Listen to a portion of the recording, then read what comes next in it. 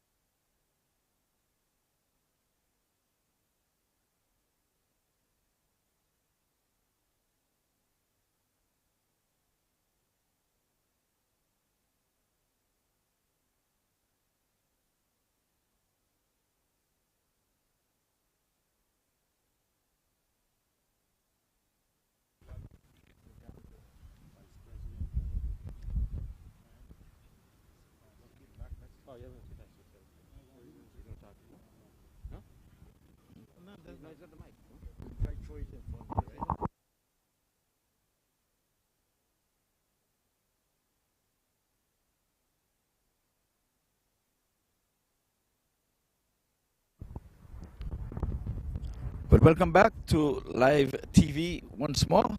We're going to be having the first semi-finals of two, which will be played today, and it's going to be between the champions, Somerset champions, and 22 yards. 22 yards going to be the one calling, and we're going to be having the big man Nasvid Shah. He's going to toss the coin. Call in the air, please. Heads is the call. And head is the winner. We'll have a little chit chat here with yourself. Ball first. You ball first. Right.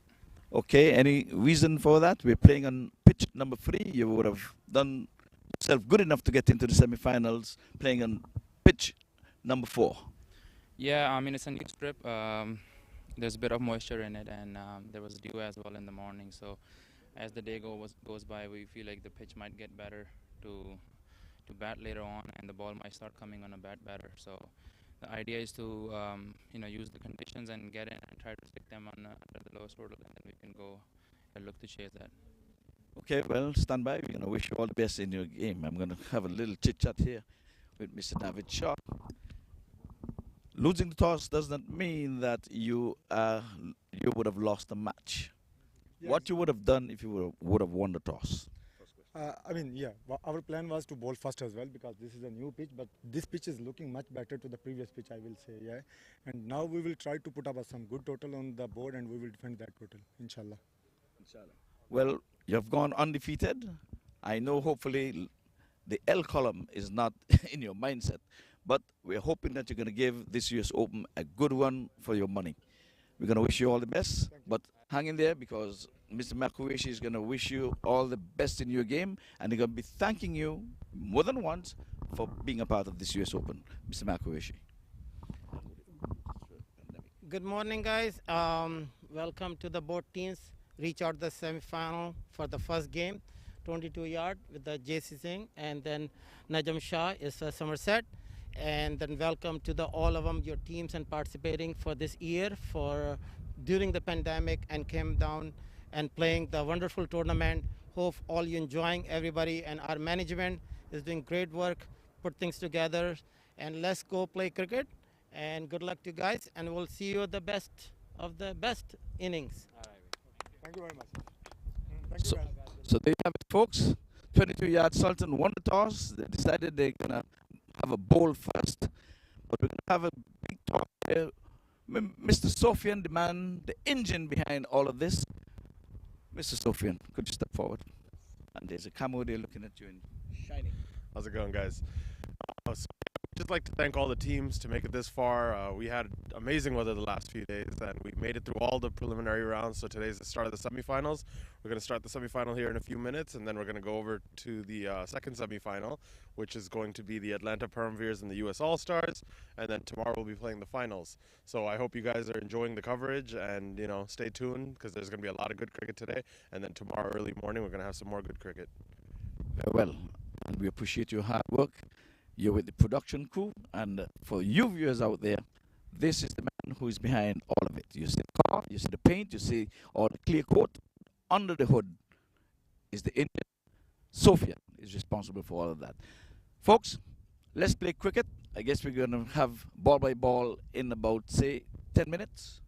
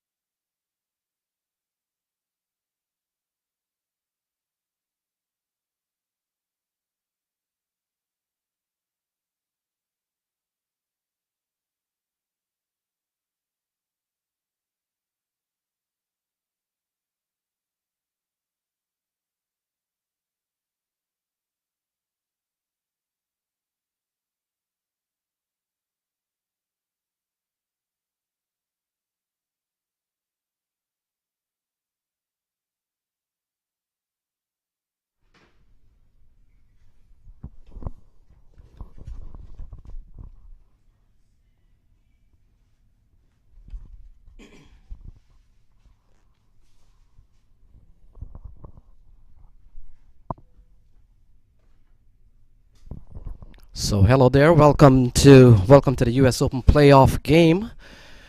Game that will see 22 yards and Somerset Cavaliers.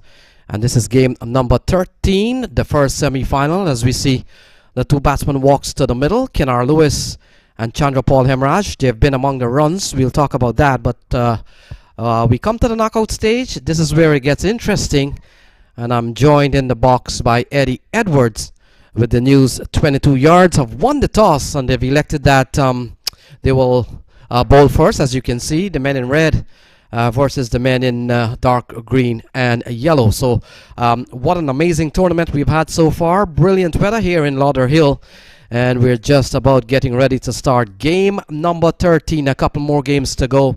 We've got the second semi-final that will see the Atlanta Param Veers taking on US All-Stars, but for now it's 22 yards, having won the toss, and they've won something already, Eddie. They've won the toss, they've elected to bowl, and that's the situation here. Kenar Lewis, it appears, will be the man to face the first ball, and we'll have to pick up the bowler. I want to say good morning to Eddie Edwards and to all our viewers around the world. It's good morning here. It's just after 10:30 in the United States, and so wherever you are, we want to say good evening, good night, good morning to many across the world. Good morning, Eddie Edwards. Good morning to you, Mr. Lenny Archibald, and good morning to the entire cricketing world. You are in tune with MAQ TV.com, and as Lenny rightfully pointed out, it is the US Open, and it's going to be 22 yards against the Somerset Cavaliers, and it promises to be an exciting one. Yeah, exciting it is. And now we're beginning to see some of the top teams clashing with each other. Somerset Cavaliers, none bigger than the Somerset Cavaliers team. They've won in 2017. They were the runners-up in 2018. They won again in 2019. And so they're here to continue their winning streak. And if they win here today, they will be the second team to win consecutive championships. Back in 2011, when Trinidad and Tobago took the title in 2010 and 2011. So a lot riding on this game, and this is the semi-final game, of course. Another one to come later on. So it appears Ahmed Ned has been given the ball, the left arm leg spinner, a man who has played at the West Indies on the 19 level and has played CPL 4 games this year, and he's a quality leg spin bowler. We've seen how important spin is on this track. They're using a brand new pitch, I understand. That's pitch number 3. And so, Eddie, we'll have to wait and see how this one plays as Kenar Lewis gets ready to face Ahmed Ned. So it must be interesting because the captain right out the bat tosses the ball to Ahmed Ned, make sure that he can bring home something for his team. That delivery is played into the short cover region, and the batsman can get no run. So it is none without loss. So Kenar Lewis has scored 12 and 5, so he hasn't really got going. We saw in the other game he got 12 with 3 fours. Other than that, his other score was 5. But we know he's a talented player, so we're not worried too much. This one is played back to the bowler. Just moving to his left is Ned, picked up the ball. Had a little bit of problem there. A little bit of fumbling there. So perhaps with the, what do we call, the due factor. So Kenar Lewis would have also picked up a 61 against Samp Army. So he's got 61, he's got 12, he's got 5. So Ashwin Ned prepares to bowl to Kenar Lewis, the right-hander. And right away out towards long on. It's in the air and he just floored it. That was a low. It was dipping on the fielder down at the long on region, and it just in and out. So cannot be happy with that delivery there. Yeah, a very big opportunity to get Kenar Lewis. So a drop catch. A disappointing one for 22 yards. They should have picked up one. It was a straightforward chance, but the fielder came in, wasn't able to hold on. So Kenar Lewis will have to be lucky that he's still batting. Ned would have induced a faulty shot to the powerful right-hander, but certainly not accepted by the man at long on. So, and he's in a bit of pain as well, because that ball must have hit him on the edge of the fingers. So he can see now. He's trying to walk it off, but based upon experience, we know that he's in a lot of pain out there. Yeah, well, a bit of misfortune here for 22 yards. They have created an opportunity to get a wicket, and the big wicket of Kenar Lewis. And so we'll have to wait and see what Kenar Lewis, what other damage he can do to 22 yards. One would be able to capitalize on that chance that he has just given. Ned is in, ball to Chanderpaul Hemraj. Plays into the short mid-wicket position, and the batsman can get no run. So Chanderpaul Hemraj has had an amazing series so far, 50, 43 and 87 the other night. Flicked it away in the air, just over the hand of the outstretched hand of the fielder there at short mid-wicket position. And Lenny, there goes another chance again. Well, this one was almost close. This one didn't really touch the hand, but I think Christopher Barnwell just leaping in the air trying to effect a catch. And perhaps that one was a tougher one than the one from Kenar Lewis. So 2 balls went aerial, one being put on and one just passing the outstretched hand of Christopher Barnwell. So the over comes to an end. A very good over, very first over from Ashmead Ned, none for 2 after winning the toss and asking the Somerset Cavaliers to bat. That's the latest score here from the Broward County Central Stadium. So the 22 yards team read Chevin Griffith, Aha Malik, Asad Ali, Ashmead Ned, Dane Pate, Christopher Barnwell, Kevin Sinclair, Jesse Singh, Devendra Bishu, Shafane Rutherford, Andrew McCarthy. And the Cavaliers team, Lewis and Hemraj out in the middle, Najaf Shah, the captain, Russell, Andre Russell, Sohaib Maxood, Navin Stewart, Ali Imran, Aaron Jones, Gudakesh Moti, Asad Gauss, and of course the West Indies international Fidel Edwards. So it's going to be, see who's going to pick up the attack from the southern end. So Kevin Sinclair, the off spinner, one of the players who would have played at the CPL level this year and used not only as an off spinner, Eddie, but used by the Guyana Amazon Warrior as an opener, opening a couple of games. And so the off spinner comes in here to bowl to Chanderpaul Hemraj with 2 on the board. It's interesting. Guyanese to Guyanese. He knows him extremely well. So toss is rubbing the ball now, tossing it from hand to hand. Turns it into the short mid-wicket position. And they cannot get a run. 2 it is without loss.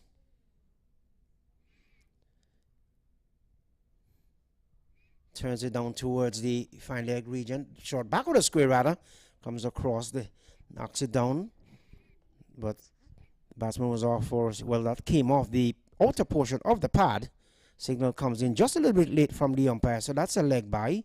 Takes the total now to some 3 without loss.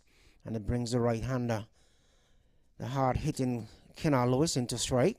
Yeah, good start here from 22 yards, winning the toss. Electing to bowl first. We see one drop catch by Andre McCarthy, and we saw a near catch by a leaping Christopher Barnwell. So they have induced a couple of opportunities to score, and so far 3 on the board without loss.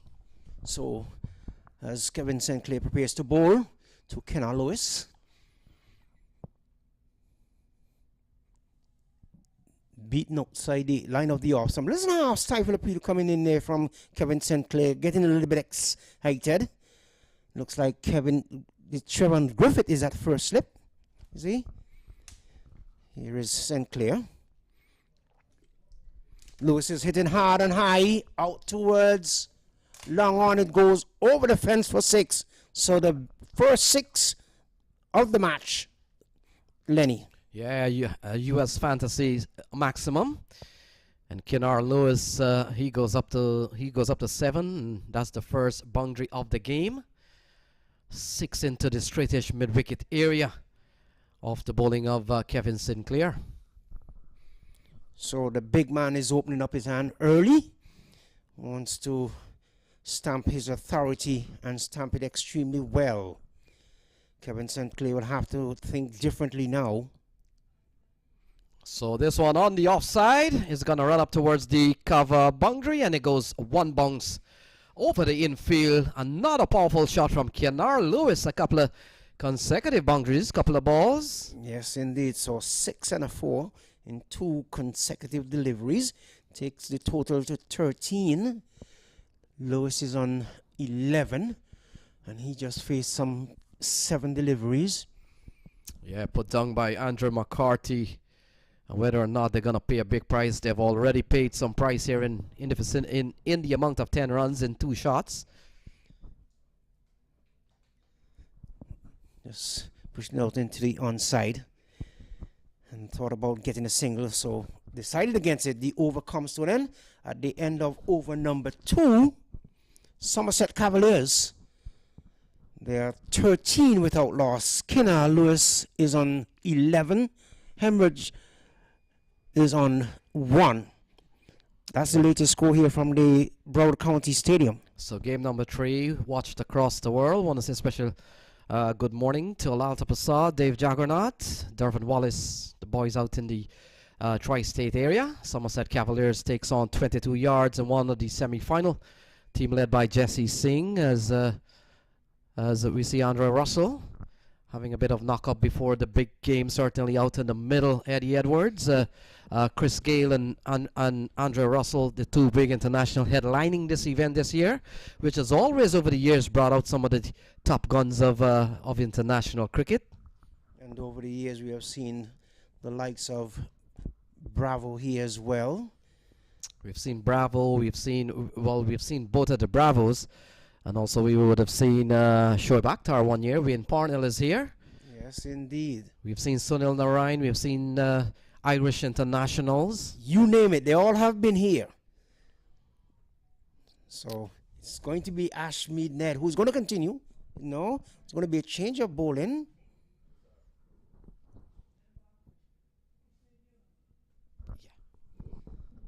On his way now to bowl to Emraj and pull that away down to wide mid wicket. They're gone for 1. They're coming back for the second return. It's on its way at the striker's end, but he made it home and made it home quite comfortably. So he goes on to 3 and takes the total now to some 15. Yeah, Chandrapal Hemraj continues to bat well. In the 3 games that he has played, listen to this, Eddie Edwards, his lowest score is 43. He got 50, he got 43, and he got 87 the other night. Very unlucky not to have gone on and scored a century. Played it out in towards the mid-wicket region. And Kenar Lewis, his partner, got 61 in the first game, got 5 in the second game, and got 12. So he himself has gotten a big knock over 50. And you have seen that both are pretty much, they have good coordination between the wickets. So good tidy bowling here from Ned. Should have picked up the wicket of Kenar Lewis. In the very first over. An opportunity created by Ned, but certainly not accepted by Andrew McCarthy, Jamaica first-class player. Ashwin Ned. One is pulled away. Find the man at the wicket region. And Ashmed Ned comes out of Guyana, of course. His father would have played at the Guyana first-class level as an off-spinner. Gavin Ned, now he's a coach. And so far he is somewhat charity begins at home. And his best coaching product will have to be his son. Of course. There's absolutely no question about that. Who has played West Indies on the 19 already and CPL matches. Big time he's going. One is pushed back towards the direction of the bowler. Ned comes across to his left field. And the batsman can get no run. A lot of good spin bowling for 22 yards. We've seen Gavin Ned, we've seen Kevin Sinclair, and then there's Devendra Bishu. Some quality spin bowling here, certainly for 22 yards. So they're going to rely on the spin to carry them through a lot in this game. And we would have seen them in earlier games. They use the spin quite early too. So Ned pulled away out towards wide mid wicket. He goes over the fence for 6. The signal comes in now from the umpire. So Hemorrhage continues his woeful ways. 21 it is. He goes on to 9. He has faced some 10 deliveries. The over come to an end. And after 3 overs, the Somerset Cavaliers, they are 21 without loss. That's the latest score here from the Broward County Stadium. Lenny. Yes, Eddie. Good-looking commanding shot again from Chandra Paul Hemorrhage. He has really given Somerset Cavalier big start. And along with Kinar Lewis, this is going to be a partnership that could get worrisome here for 22 yards. As we see Jesse Singh, the captain, will mark up his run. And he could come into the attack. So pace for the first time. As we've seen the bowling of Ashmed Ned and we've seen Kevin Sinclair. And Jesse Singh has made the choice that he'll take the ball. And Eddie, what we have seen in T20 cricket in recent time or since T20 cricket has really been popular, bowlers usually bowl in short spell. That probably to create some bit of mystery to the batsman. You don't want the batsman to get accustomed and get settled to one particular bowler. That's true. So they're going to mix things up a little bit. And I think Jesse Singh he's a quality bowler. And he will come into bowl to Kinar Lewis. The fact is, I think Kinar Lewis likes the ball coming on, so this should be quite interesting. Let's see if the tactical move pays off for Jesse Singh and the 22 yards. Pulled the handle away at the last moment. A ball that was rising on its way through to the wicketkeeper. So Kinar Lewis saw something and pulled it away. Now Hemorrhage is going up to have a little bit of a word with him. Perhaps telling him to just watch him and see what he's bowling. Yeah, Kinar Lewis and Chandra Paul Hemorrhage, not only for the this US Open tournament, but they have been partners in the USA Minor League Cricket for Somerset Cavaliers. So Jesse, beating outside the line of the off stump is Kinar Lewis. So I'm pretty much sure that Jesse is encouraged now because he's getting Kinar Lewis to play some shots, and that is encouraging. Yeah, so the Somerset Cavaliers brand owner is Aslam Khan. The manager is Sakshay Vij. And so these gentlemen, Aslam Khan in particular, has been with the Cavaliers for a long time, and he's really put a lot of resources in getting this team to where it is today. I'm sure he wouldn't want to fall short. Jesse on his way. Kinar Lewis. And he played it well.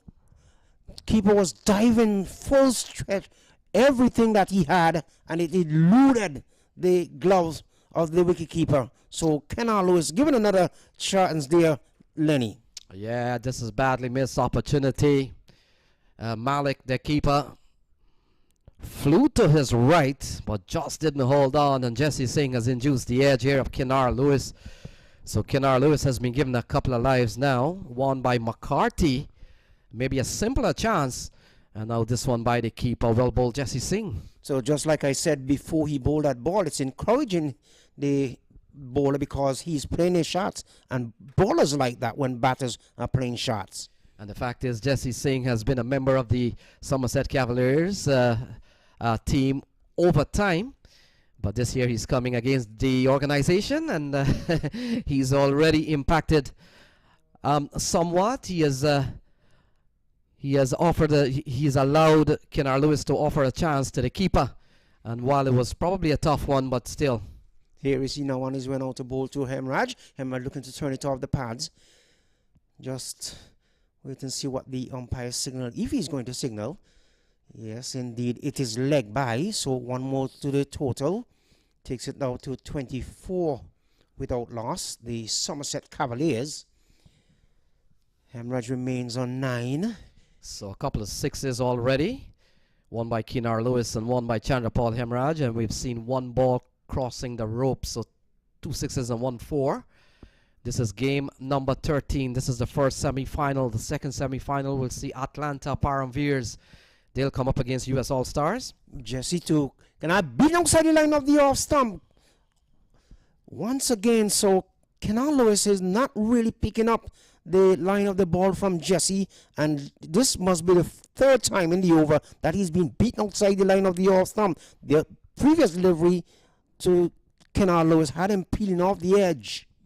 Yeah, a couple of runs in the over. One will be against the analysis of Jesse Singh, and the other one, of course, being a leg by. So relative to that, this over has really gone well for Jesse Singh and 22 yards. Final ball coming up. Even if it goes for 6, this is a very good over.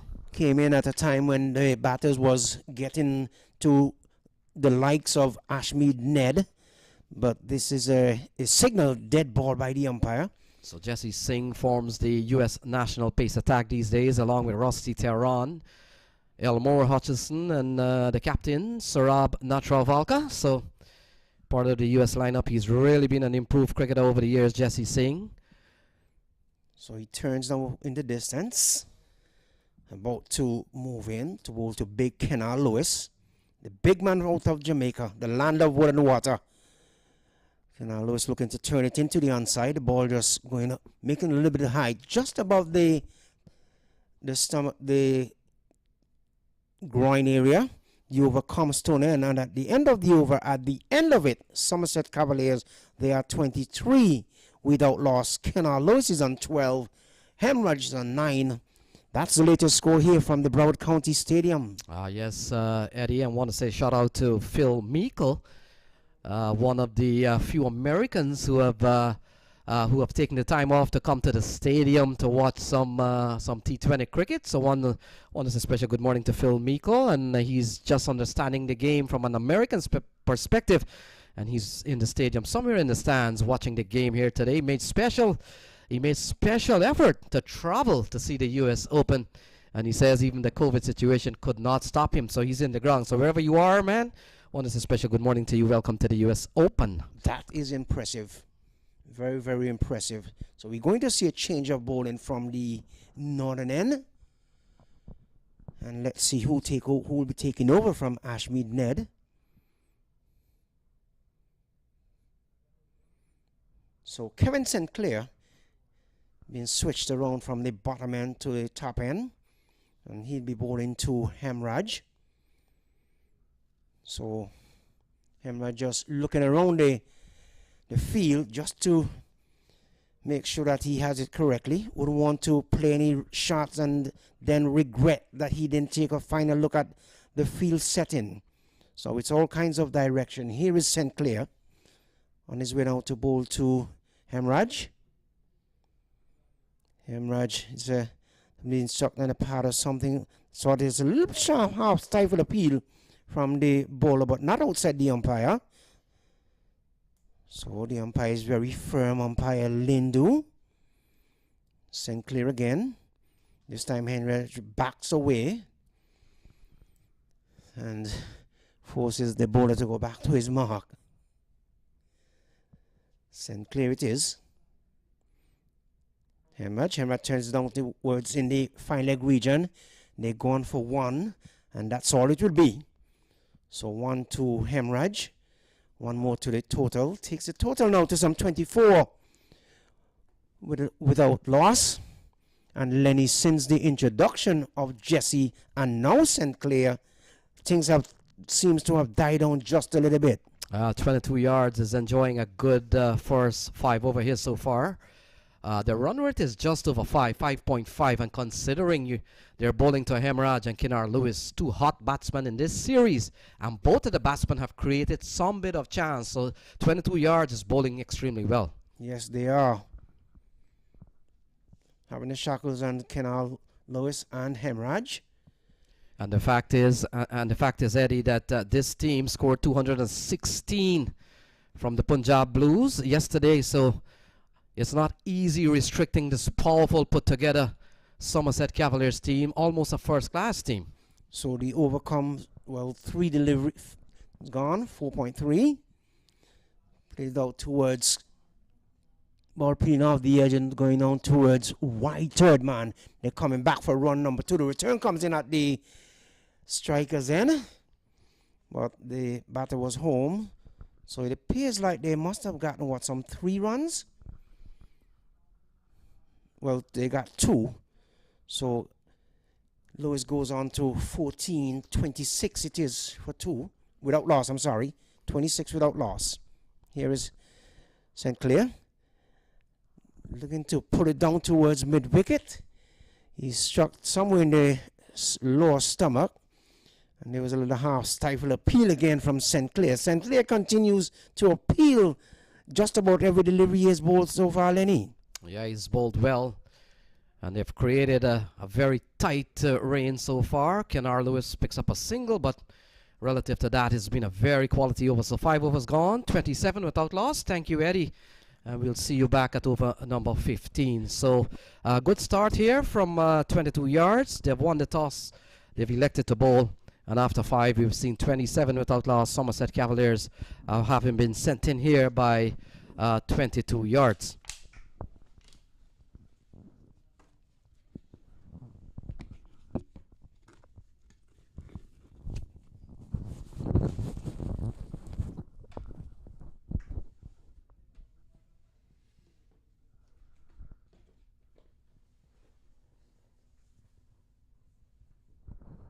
So I'm joined in the box with Bilal. Bilal, welcome to the first semi-final. Good morning to you. And Bilal will be here for until 10 overs. So Bilal, Jesse Singh leading well. The 22 yards having won the toss. When you look at the scoreboard here after 5, 27 without loss, this is good going here for 22 yards, considering Somerset Cavaliers is a powerhouse team. Absolutely, I definitely agree. So Kenar Lewis and Chandrapal Hemraj, as you can see, they have destroyed the opponents in the first 3 games of the regular season, and now here we are in the playoffs. They're just being careful with their shots, number one, but secondly, full credit goes to 22-yard Sultan's bowling lineup. They have been on target and targeting the outside the out stump lineup. The length has been great, and at this time they are struggling. Cavaliers, that is. So Jesse Singh continues to probe the off stump, a little bit wide outside the off stump. And the fact is, Bilal, Jesse Singh had created the opportunity off the edge, ball peeled off the edge of Kenar Lewis, but certainly not accepted by Malik. A tough chance, but Malik was able to get glove to the ball, but did not hold on. And then in the first over of the game, Kenar Lewis struck a ball to Andre McCarthy, who put it down. So a couple of disappointments, certainly, in the 22 yards fielding outfit. So this one work down the leg side, will run away for 4. Wrong line here from Jesse Singh. And there we go, 31 on the board. A good looking shot from Kenar Lewis. Yeah, Kenar Lewis, player of his caliber, he's not going to let those go. Took full advantage. He knows this is the last over before the field restrictions are over, and he wants to take full advantage. 4 more runs added to the Cavaliers, 31 for no loss. And then I agree, Lenny, at this level, in this type of game, you have to grab those chances. Bowling has been great, but you have to take those outstanding catches to dismiss players like Kenar Lewis and Chandrapal Hemraj.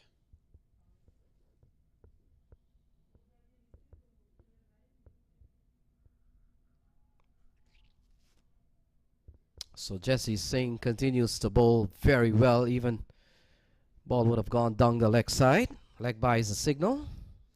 Yeah, Jesse Singh trying to show his soccer skills, but unable to hit the stumps. It was a run-out chance, of course. Steve Batsman was there in a hurry. So 1 more run added, but still, it clearly, this pitch, as you know, Lenny, this pitch is being used today for the semifinal, but we do see some sort of bounce here compared to the other one. So one is also special good morning to Orlando Baker. Orlando Baker has sent in a sentiment to wish all the teams best of luck as we get into the last for Bilal Aslam, and of course we are receiving a lot of goodwill wishes for all the team, and we'll try to go through some of the social media messages to the com box. So once a special good evening to Orlando Baker. Yep. So thank you all of our fans that are following us on Facebook and YouTube and online. So here he has a big shot. She's got the elevation but not the distance, and it's been. There you go. Okay, finally the catch is taken. So It's- Chandra Paul Hemorrhage departs. A very high, well-judged catch. It appears to be. We'll confirm that. Could it be Sherfane Rutherford?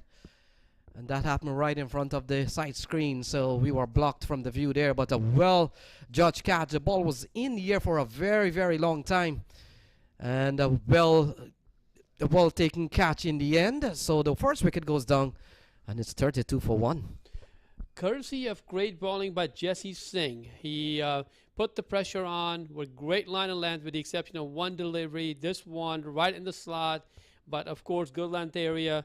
And he's got the elevation but not the distance, and well-judged catch finally accepted by the 22-yard Sultan fielding lineup. 32 for 1. Yeah, Sherfane Rutherford, the Mumbai Indians man, comes up with a very good catch. Had to wait a long time, and we've seen a couple opportunities go begging, and that would have been a little bit demoralizing for 22 yards. So we hope that will inspire a bit of good feeling here from 22 yards. They've started well, and as we see, Sohaib Maqsood comes out here at number 3, and Jesse Singh has picked up the only wicket so far. Yes, Sohaib Maqsood comes to the middle. Former Pakistani player, of course, still active with PSL. Showed some great performances there too. So watch out for him today. He's a big game player too.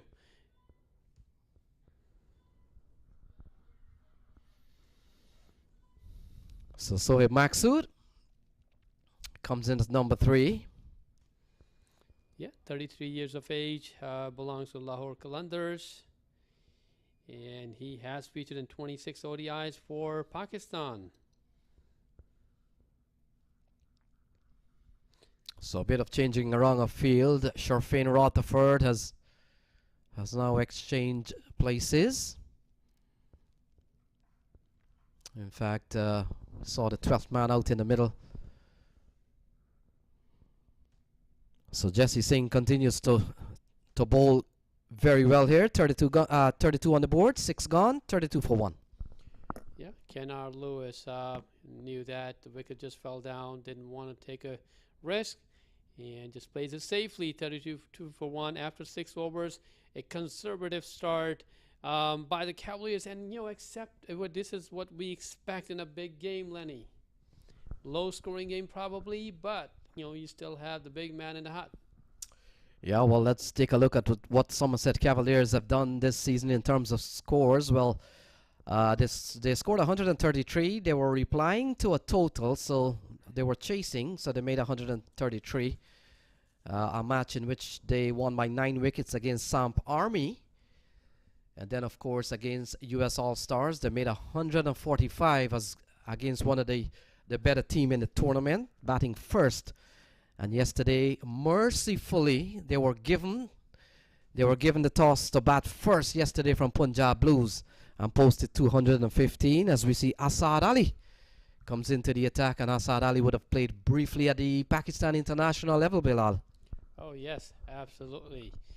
Another one of those, and probably knows Sohaib Maqsood closely. Sohaib Maqsood has a great skill set, especially on the offside. He's great with his cover drives and can hit big hits as well. So this is a Group B fixture. Well, in fact, Group B would have seen, in fact, Group A, 22 yards. Brampton Pacers, Afghan Zwanan, and Somerset Cavaliers. So Sohaib Maqsood comes in here. He got one big score during the course of the tournament. Yep, and had played a few great innings with PSL just a few months ago. And when Sohaib Maqsood, he came into the scene, he was being compared with Inzamam ul Haq, the great Inzamam ul Haq.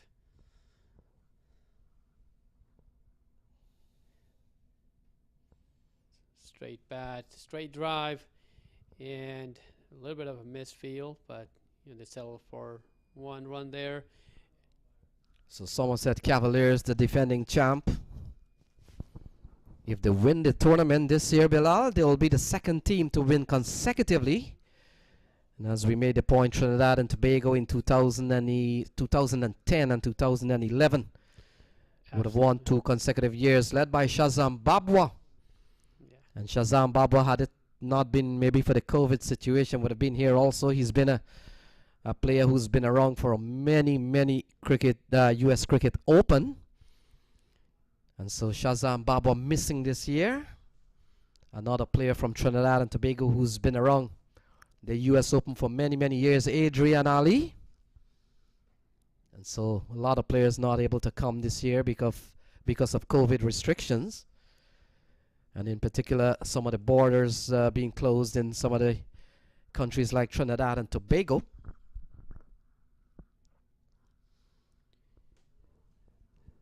Outside edge to third man, and for that reason, Lenny, I agree with you that our own great Vinod couldn't. So make no it. ball. No ball is the call. Will be followed by a free hit. So Asad Ali probably not getting the foot behind the line. Signaled by umpire Jermaine Lindo, one-day international umpire who would have made his ODI debut last year in the ICC League 2.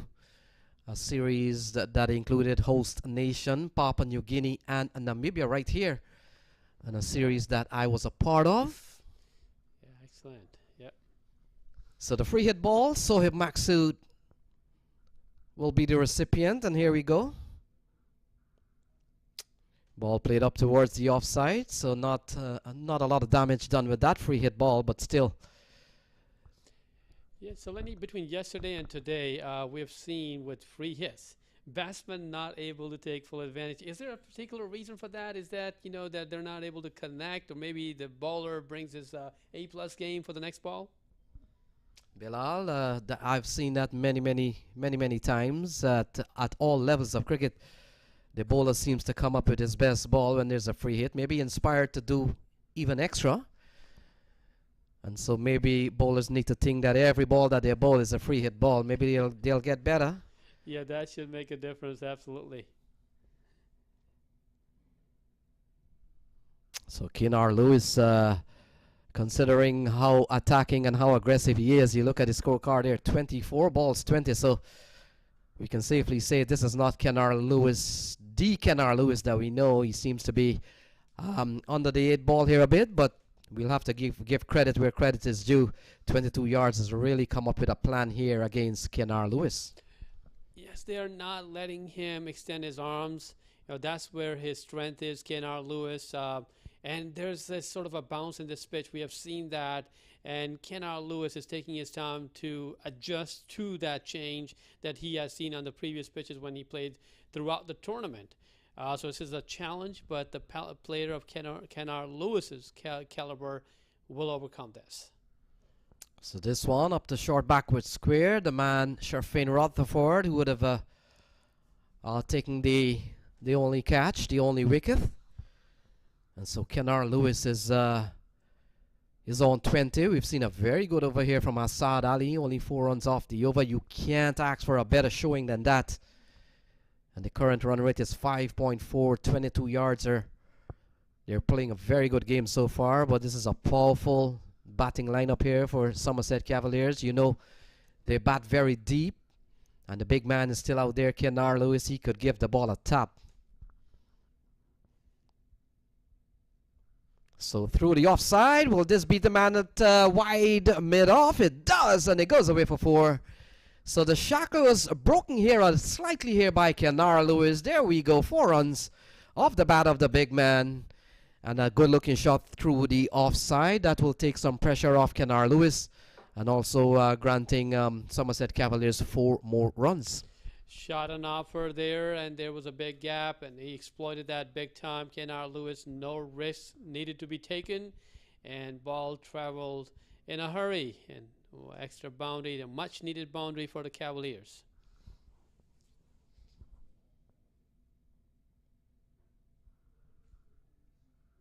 So a big appeal. Now that says umpire Jermaine Lindo. That completes over number 7. It's 40 for 1. They've lost the wicket of Chandrapal Hemraj for 10. 40 for 1 at the end of 7. Yeah, and that one, Kinar Lewis going across the bat. Playing across the bat, missed it. Big appeal, but rejected by the umpire. 40 for 1 after 7 overs. And I bet you Kenar Lewis and Sohaib Maqsood definitely talking about a plan. Where do we go from here?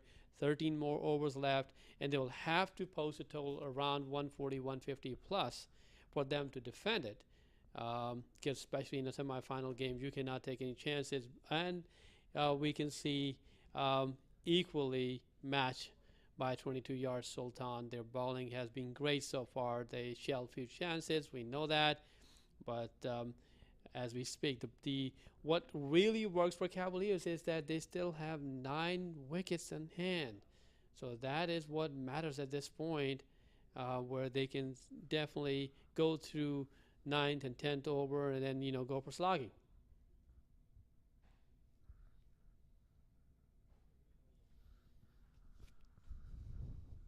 So the leg spinner, the right arm leg spinner, Devendra Bishu, international player from the West Indies, comes into the attack. We saw him twice, Bilal, in the stadium. His first ball in 2 spells in the stadium got him wicket, one of which the big wicket of the universe boss, Chris Gale.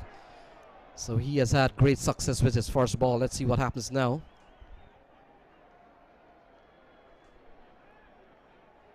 I think so. Maqsood, also an international player, showed his class, driven down to long off, and he's just maneuvering around. But Bishu, we all know what he can accomplish.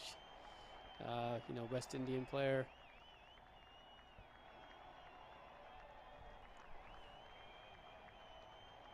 So that has gone for a maximum again. Short and pulled into the onside. Catch taken by the South African Dane Pete, but it was over the ropes. Another 6 here for Somerset Cavaliers. Couple of 6s here for Kenar Lewis. Oh, pulled again, short and pulled even further off the bat of Kenar Lewis. Consecutive 6s off the bowling of Devendra Bishu brings up the 50 here for Somerset Cavaliers. It's 53 for 1. And Kenar Lewis beginning to open up now, Bilal. Could this be the over when Kenar Lewis breaks loose? Let's see, he's already loose here. Bishu, he needs to make that adjustment quickly. The short length will not work for Kenar Lewis. He will take you for granted, and you saw that back-to-back 6s, deep mid-wicket area. It just went miles. So 2 maximum, back-to-back maximums, and Cavaliers, they're back at it, 53 for 1. Yeah, I played with the turn, short ball from Devendra Bishu. Very poor deliveries. And now we're beginning to see Kenar Lewis finding his form. Oh, better ball, good comeback ball from a man who has played 36 tests and 41 international for the West Indies, 117 test wickets. I know this is not test match, but that will give you an assessment of how good Devendra Bishu has been at the international level. This is T20 cricket. And the T20 cricket, and we have seen leg spinners. They have performed very well, even though they have gone for runs, but they are wicket-taking options all the time. Oh, Kenar Lewis has gone high in the air. This fielder is coming around. Sinclair, I think it is, and Rutherford, and we'll have to wait and see if the catch was taken. And a bit of collision there while the umpire signaled 4. And so a bit of misfortune for 22 yards, but good here for Somerset Cavaliers. Another boundary is added to the scorecard. It's 57 for 1. Lewis goes up to 40, and he gets another boundary there. As we see, one of the players may have injured his finger during the course of a near collision here by 2 of the fielder, Bilal. Lack of communication really cost them not only the boundary, but also the wicket of Kenar Lewis. As we were speaking about leg spinners creating chances, and here you are. Yes, he was hit for back-to-back 6s, but he created that chance, and it was all on the 22-yard Sultan to capture it. This was basically stayed in the air for so long. Fielders had all the time in the world to communicate that who's going to go for the catch, but there was a collision, not only the drop catch, but additional boundary added to Cavaliers. So not a good over there for 22 yards. Bishu has gone for 17. Couple of 6s in that over and 1 4. So relative to that, let's take a look. It's the most expensive over so far for 22 yards. So we're beginning to see a resurgence of Kennar Lewis's form. Got a 61 in the earlier part of the series. Got a 5 and got 12. Those are his 3 scores in the series. And so far he's 14 not out at the moment, as Asad Ali will come into bowl to Sohaib Maksud. Maksud is on 3.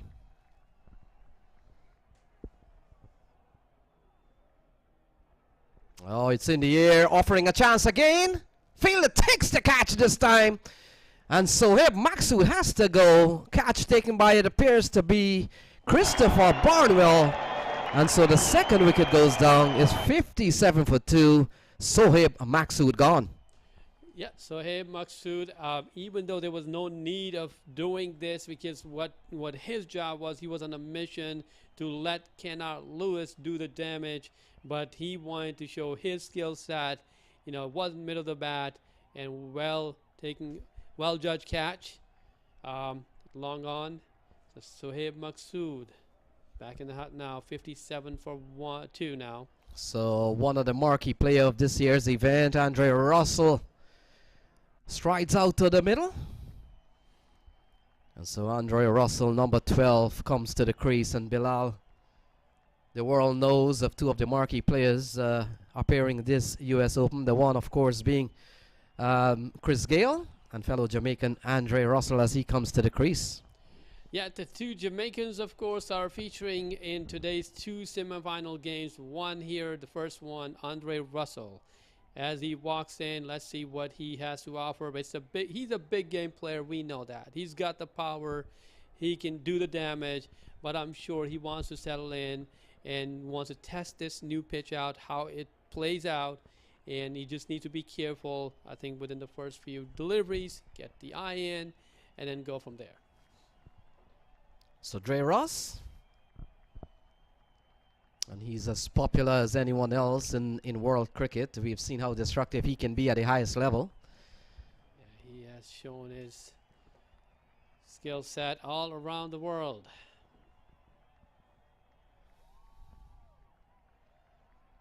So in the series so far, Russell has scored 19 and 3 not out. So that alone tells you that he hasn't had much in the middle.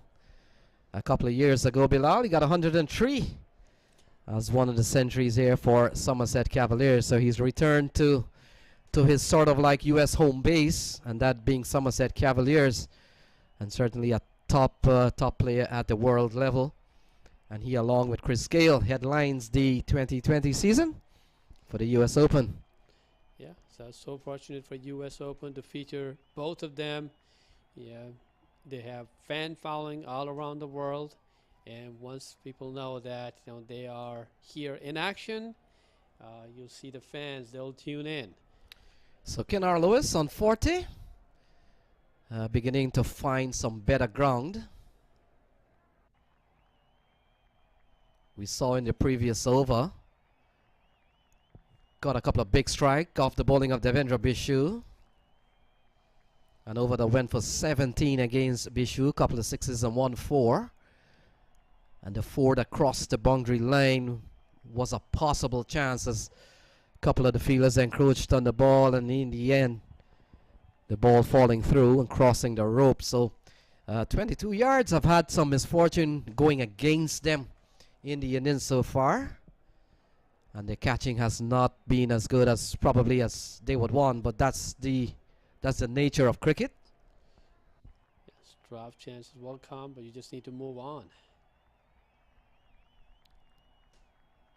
And Asad Ali has bowled reasonably well. He's only given up 9 so far in 10 deliveries, and he's picked up a wicket. So relative to that, he's picked up the wicket of Sohaib Maksud. So relative to that, he's been bowling extremely well.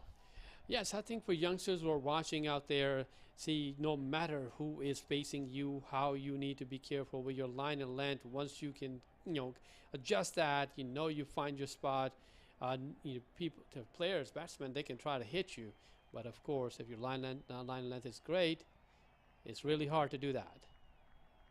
Oh, he's been given out. So that's the end of Kenar Lewis. He falls for 40. It's 58 for 3. Assad Ali has come up with a wicket. And a big appeal to Jeremy Lindo. And so the big man goes 22 yards are successful on this delivery. Assad Ali picks up his second wicket. Kenar Lewis, he was struggling against Assad Ali all the way. And, you know, at this time he went across, was plump in front, and umpire did not hesitate for a second, raised the finger, and he walks out. So Kenar Lewis now is back in the hut. So he scored 40 of 35, well played 40, and 58 for 3 in the 9th over.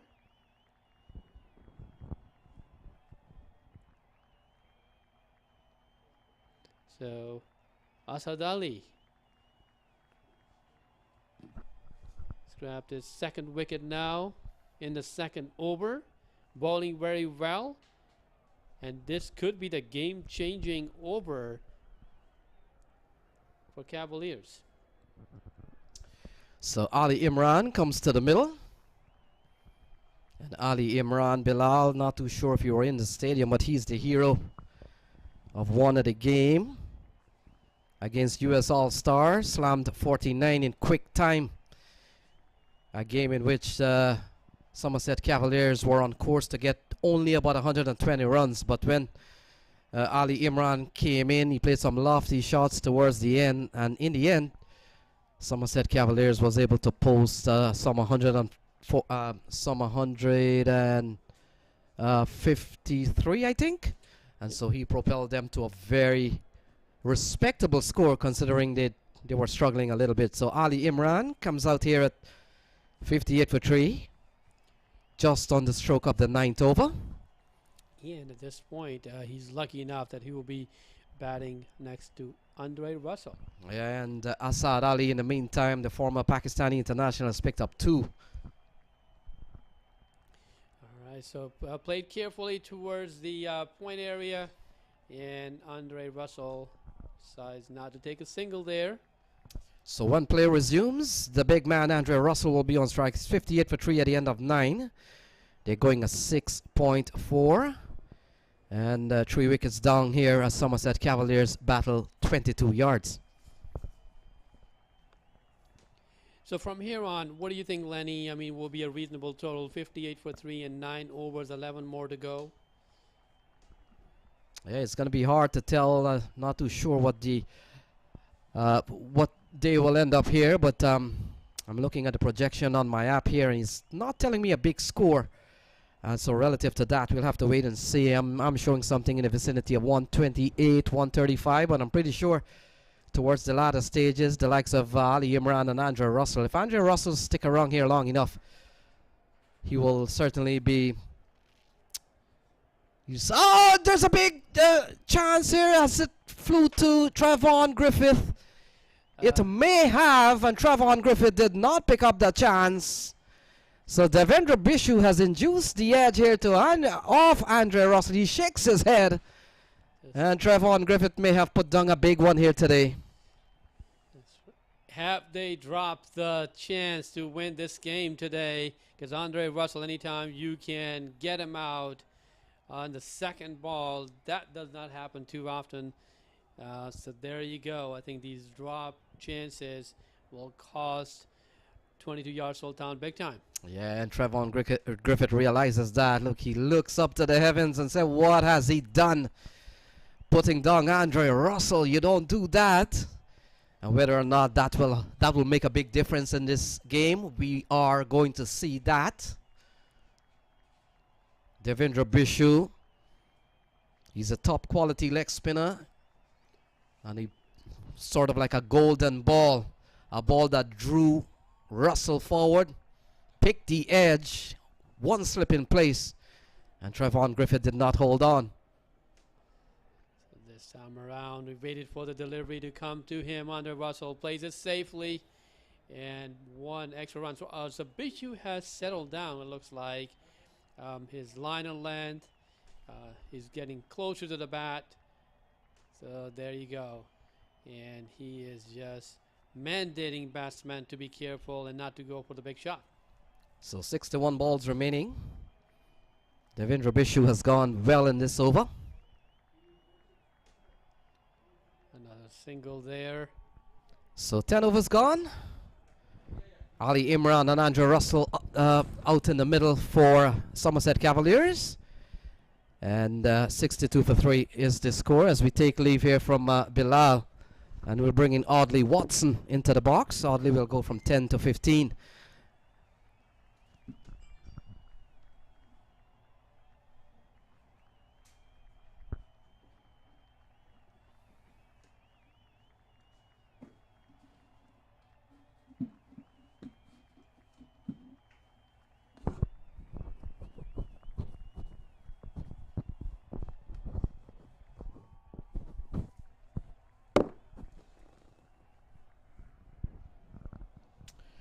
So a global audience, Audley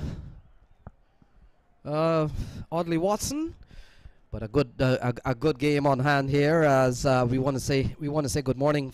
In fact, we want to say good morning from Fort Lauderdale to Omer Sheikh, and Omer Sheikh, we want to send you greetings from Lauderhill and specifically from Vinod Mamchan. So I want to say special good evening to Omer Sheikh, I think out in Dubai or somewhere around the world, yeah. Out in Dubai. So welcome into the box, Audley Watson.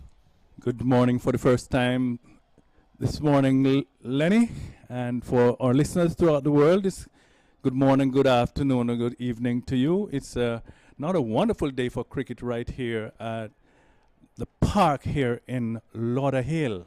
So Ali Imran will be on strike. Ned comes back into the bowling attack. Yeah, two pretty new batsmen. So Ned is before this one, he's bowled 2 overs for 10 runs. That's a good bowling in T20 cricket, Audley. As a matter of fact, the bowling this morning has been very impressive. I'm particularly impressed with Jesse Singh. He is keeping that ball just about on the offside, just outside, not enough to be called a wide. And indeed, he did induce Hemraj, who is a very prolific scorer in this year's tournament, to play a fall shot. So Andrew Russell, the man on strike, he's offered a chance to second slip. It goes down the ground and 1 bounce for 4. So if Andrew Russell is let loose here today, Audley, we could be in for a treat if you are a Somerset Cavaliers fan. 4 runs down the ground from the big man Andrew Russell. Indeed, it depends on what side of the fence you're sitting. So Andrew Russell, and Audley, I know you're a stats man, I'm pretty sure he has many records, but one of them, of course, in the CPL, he's the only player to have scored 100 and taken a hat-trick in a CPL game. And that's one cannot be beaten, can be equaled, but not be, well, eventually might be beaten. But for the time he has that record. He got it against Trinbago Knight Riders. So a hat-trick and a century in the same game. So Andre Russell, I'm pretty sure you would know he has many other records, or at least among some of the record holders in world cricket. J. Rust, as he's affectionately called, a man who's well known. Just say the name J. Rust and know exactly who you're talking about. And this is a good contest. Young Ashmed Ned out of Guyana has already had some CPL experience, having played at the West Indies under 19 level not too long ago. And that's the type of a tournament we're having here. A lot of experienced players, a lot of international players, a lot of players who anyone could pay, and as Ivor would say, go back outside and pay again to watch. So 69 for 3 at the end of 11. You're seeing this on your scorecard. They're going at 6.3. And if they continue to go like that, I think my projection is showing something in the vicinity of 128. But what the app doesn't realize, who's batting. And Andre Russell, if he goes berserk here this afternoon or this morning, we could see 22 yards in for a bit of ball hunting. But you never know. Devendra Bishu was bowled well, none for 21. But when you consider a chance, a big chance, to pick up the wicket of Andre Russell. Went up begging. Oh, straight down the ground from Ali Imran. He's gone a long way in front of the come box. And that goes massively out of the park for 6. It's 75 for 3. Yes, Bishu once again just a little bit straying maybe down the leg side, and the batter advances down the pitch, knowing that even if he missed, he wasn't going to hit the wicket. But that was well taken way over down towards us here. 6 on any ground, and of course that's a USA fantasy maximum. So Ali Imran, he's batted well in one of the games against US All Stars, smash 49 in quick time. So we know he can hit the ball. He can hit this ball out of this park. And this is a full-size ground, certainly not by any means a small ground. We've seen 10 T20 internationals here, and over time we've seen the CPL come home to Lauderhill. So Bishu continues to operate here. He's so far he's given up 28. And taking in mind that one over he was taken for 16. Oh, has he bowled Andre Russell? Yes, he has. And Devendra Bishu has taken the wicket of Chris Gale in this series. And now Andre Russell. What bowling from Devendra Bishu? It's a 76 for 4. International to international. Now, for some bowlers, maybe when you're hit for a couple of bounces or a couple of sixes, then you get frustrated. But look, with the experience of Bishu, he said, look, I'm going to come at you. And he did exactly that. Russell was beaten for pace, went back, and it was twinkle, twinkle, little stars. Yeah, it might have kept a little bit low, but then it may have turned on him. And we don't have the advantage of the replay system to have another look. But in the end, Russell goes. And one of the most happiest men on earth here today might have been Trevon Griffith. As he would have spilled an opportunity to get Russell earlier. But not enough damage was done here. So thankfully, I'm pretty sure he might be thanking Devendra Bishu for a long time to come. That, well, I made a mistake, but you have really cleaned up. And so it appears Aaron Jones is the new man in. He got a 91 in the last game, so this is going to be interesting. 76 for 4. Devendra Bishu has picked up 1. Andre Russell is back in the shade. And just when things you think would have gotten better, I mean, Aaron Jones right here, local boy, he has been making a lot of, just as you mentioned before, just yesterday, he made 91. So this could be another run fest, but so far the bowlers have been doing very well. They have kept the batters quiet. Occasionally there are a couple of loose balls that had been dispatched for 6, but overall the bowling has been very good so far. It's only 76 for 4 after almost 12 overs. So 50 balls remaining, so we can do a little bit of math here, Audley Watson. So the score is 76. Let's say they go run a ball 50. We're looking at what, 126, or is that 136? I'm not very good with math. 126. So that's a bit of projection for you, but you want to think with Ali Imran out in the middle, they may want to advance that scoring rate beyond 6 runs and over. And of course, being the defending champions, you want to make sure when you're bowling at your opponents, they have something substantial to defend.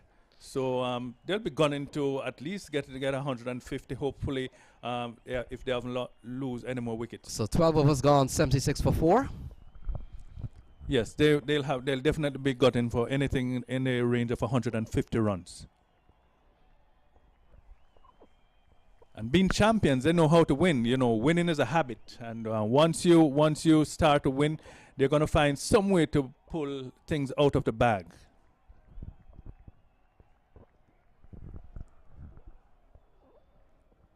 So Ned has been given the ball again. We'll finish up here. He's bowled 3 over for 17. Not bad bowling. Not in T20. Very economical. 3 overs for 17 runs. So he will finish up here as 76 for 4. Ali Imran. We've seen the other night he could give the ball a tap already. He has struck 1 towering 6. And he will be aiming to add a wicket or 2 to his column, his wicketless column. And oddly, I'm pretty sure if 22 yards is to restrict this powerful Somerset Cavaliers to 130, 140, I think the bowlers and the fielder would have really done a good job, and it will be up to the batsman to get that. They do have a very powerful batting lineup, so this game well and truly on. There's a big appeal. He's given out, caught behind. So Ali Imran goes. Ashmid Ned picks up one, and all of a sudden 76 for 5. The young leg spinner has picked up the wicket of Ali Imran, caught behind, and 76 for 5. Oddly, the champions could be in some trouble here. 5 wickets down for 76 runs, and the bowlers, their tails are in the backs right now. So look, they're in with a big chance here. Very good bowling. They have been nagging. They have been, saying, look, if you want to get me, you have to come get me. And eventually it's paying off. The ball is, I must say, keeping low at times. And they're playing on pitch number 3. The first time it's been used in this tournament. And it is showing to be very useful. You get the odd bounce, but then, the bowlers are really utilizing the pace of the wicket. so Nathan Stewart comes to the middle. And Nathan Stewart, oddly, he's a player that whether he bowls or whether he bats, things seem to happen. And a man who's been part of winning U.S. squads over the years, would have been part of the California Veers and got player of the match on that occasion. Denied Somerset Cavaliers a victory a couple of years ago. And he comes in here with some batting work needs to be done. Ned has picked up his first wicket, 76 for 5. Oh, good delivery here from Ashmed Ned. That one again keeping low. And when you consider 5 wickets have fallen, they have spilled what, 3 or 4 chances. Could easily be 8. This 22 yards is giving a very good account of themselves so far. Somerset Cavaliers are powerful, put together team, almost a first class team when this team plays in New York in the tri-state area. Oddly, they're so hard to beat. The very, very, very few teams would have gotten the best of Somerset Cavaliers. Powerful team put together by Aslam Khan, Sakshi Vij.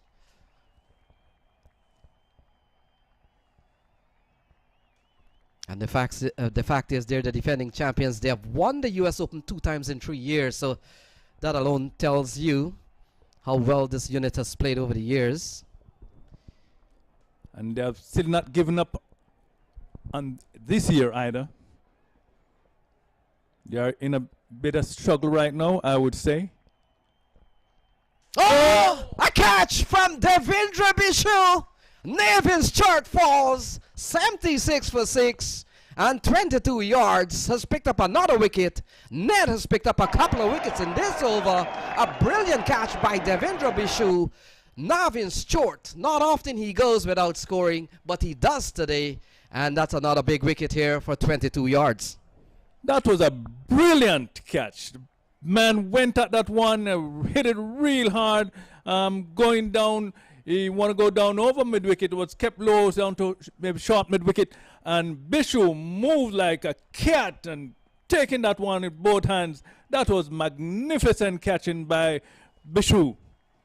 Indeed, good cricket. All of a sudden we're beginning to see contrasting fielding style now. Now we're beginning to see all the catches are being taken and the bowling being on top. And yes. So Devendra Bishu, he pulled one out of the air. And for those who did not see or we don't have the replay system, the ball was flicked into a short mid-wicket position, just well inside of the 30-yard ring. And Devendra Bishu just flew to his right and plucked one out of the air. And that was the end of a always reliable Nathan Stewart, but he's gone back to the hut with nothing on the board. And all of a sudden it's 76 for 6. We are quite sure that one will make the highlight reels for this evening. You know, there's always the highlights on MAQ TV. And little later, I'm quite sure you'll be seeing that one on the highlight reel. Beautiful. I mean, magnificent catch by Bishu. So Bishu, 3 overs no made, 1 for 28 with a brilliant catch. Comes back into the attack. Aaron Jones and Sean Finley has come out to the middle. Both batsmen relatively new to the crease. In fact, Jones has only faced a couple of balls. So now it will be from Aaron Jones and Sean Finley and whoever to come to really use up the other 42 balls. They've lost 6 wickets already. As a matter of fact, in the commented last over, if I'm not mistaken, Ned has taken a double wicket maiden.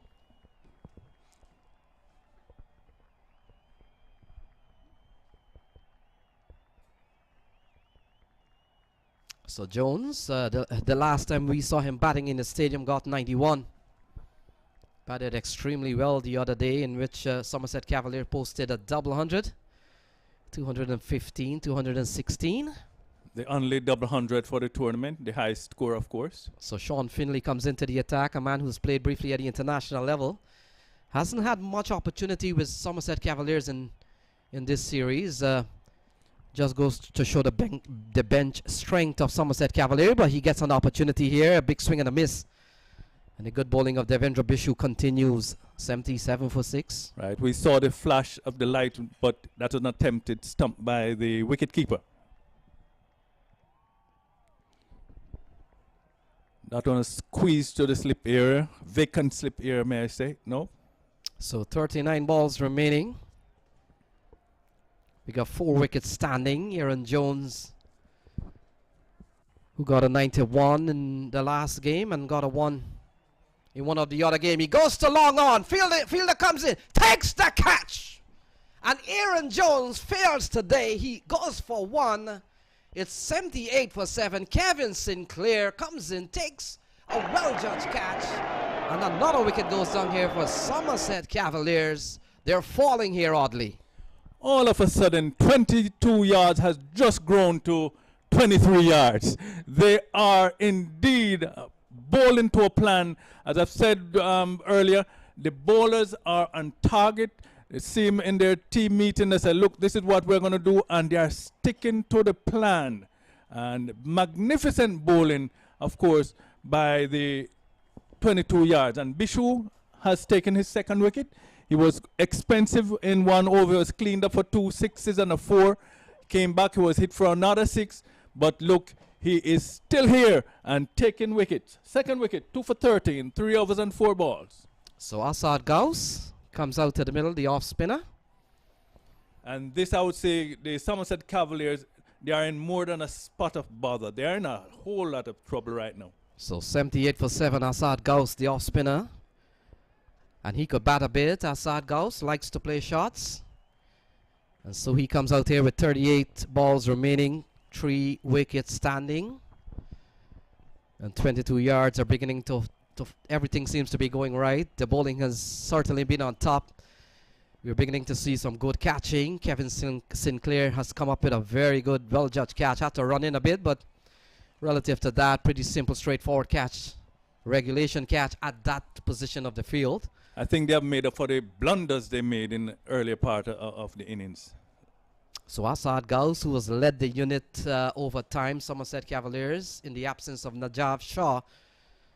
And of course, Asad Gauss has led in the minor league series, held in August and September in the tri-state area. So Bishu runs in.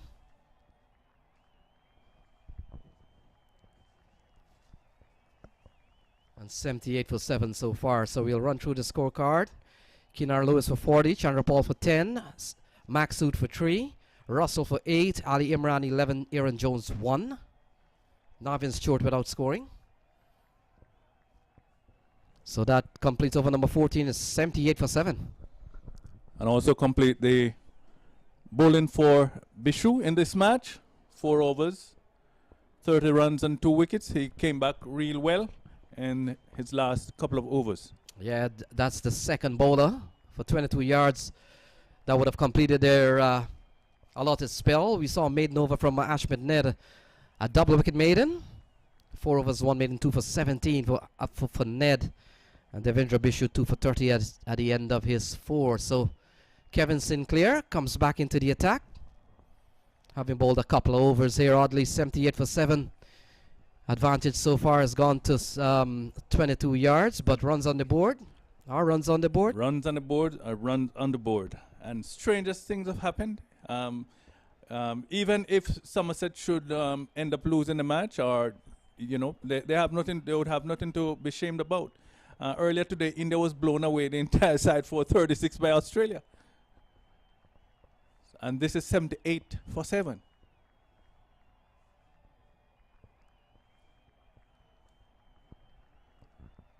Beautiful day for cricket, sunny, not too cold. Yesterday was a windy, very windy one, not just windy the day before as well, windy and chilly. Much different today. Sun is out in its glory, and so is the cricket. Glorious cricket is being played right in US Open. So Asad Gauss would have played at US on the 19 level and also at the senior level. And he comes in here with 35 balls remaining. Kevin Sinclair, the off spinner with some CPL experience, has played well for Guyana and the Warriors. And not only used as an off spinner oddly, but would have opened the innings a couple of times at the CPL level. So that tells you probably he's much more than an off spinner who can bat. Useful all-rounder. If you're going to open the innings, you got to be a good batter.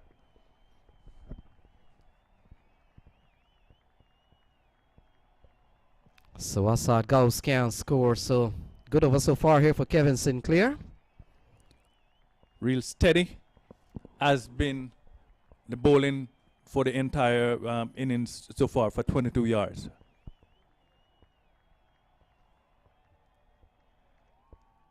Not a steady one, pushed out on the offside, but no run. So they have actually tightened the screw. 5 dot balls so far in this over. And it is a time when Cavaliers should be accelerating, but they have been kept quiet. And a maiden over completed by Sinclair, so pushing the Cavaliers further back once again. So it's 75 for 8 after 7. 78 for 7 after 15 overs.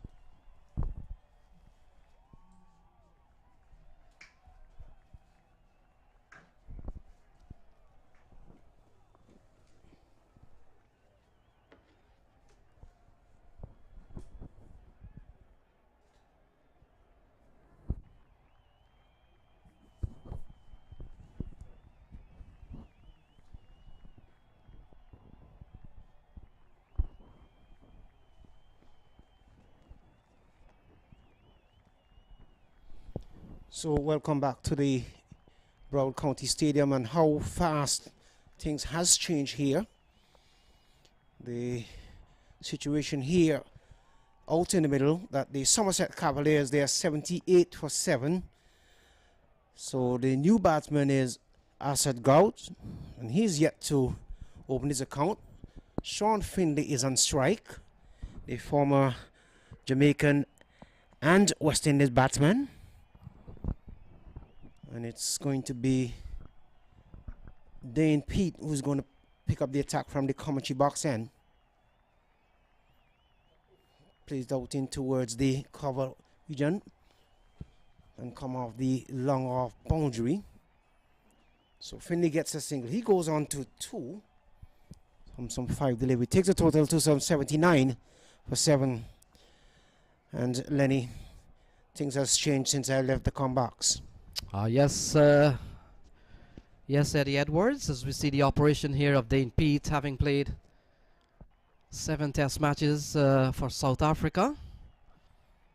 Over time, we've seen 3 South African in this series. We saw Wayne Parnell, who may have created a US Open record, 7 wickets last night.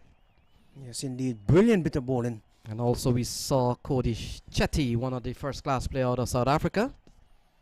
Also over the years, we've seen the likes of Rusty Tehran, another South African who has played in this US Open T20 series over the years. So the South Africans have made their journey to Lauderhill from time to time. And the man bowling his off-spin now, Dane Pete, has played at the international level at one point. So it's 80 for 7. And the 22 yards must be loving their chances now, as opposed to when I left here early on after some 5 overs, and we have seen the completion of some 15.2 overs, and they would have lost some 7 wickets, and they were losing them at very crucial time. Yeah, a good spin attack employed here by 22 yards. We saw Kevin Sinclair, we saw Ned, we saw Bishu, and now we're beginning to see Dane Pete. So backed up by Jesse Singh and Asad Ali. So very formidable bowling attack, and you look at the scorecard here, they've done well. Exactly. Finney was looking to put it down towards the back of the square position. Might have came off the outer portion of the pad. Let's see what the umpire signal. Yes, indeed, it is a leg by. So 83 for 7. Still the Somerset Cavaliers batting lineup. They bat very deep, even to the number 11, which could be Najaf Shah. So with all that batting lineup, the 22 yards must be saying to themselves, we're not afraid. We're going to take it to them and let them beat us if they're going to beat us. Coming down the track, played it out towards the wide mid wicket, long on area. So Najaf Shah, speaking of Najaf Shah, this is Najaf Shah's 5th US Open, and he does have a very strong leadership record. We'll probably cover that sometime during the course of this game. I'm sure that we will. It's swing the way down towards long on, finds the man wearing the number 13 jersey in the way, and Finley can only pick up a single. So they're now dealing in singles now after a flurry of runs from Kenar Lewis and Hemraj in the opening session. Things have died down a lot because they would have lost a lot of wickets in those middle overs. So 16 overs completed, 85 it is for 7. Finley is on 5, Gauss is on 2. That is the latest score here from the Central Broward Regional Park. So the players are getting a little bit of refreshment. Some 4 overs remaining. And the current run rate is at some 5.3. They'll have to come better than that, the Somerset Cavaliers. They want to get into the finals.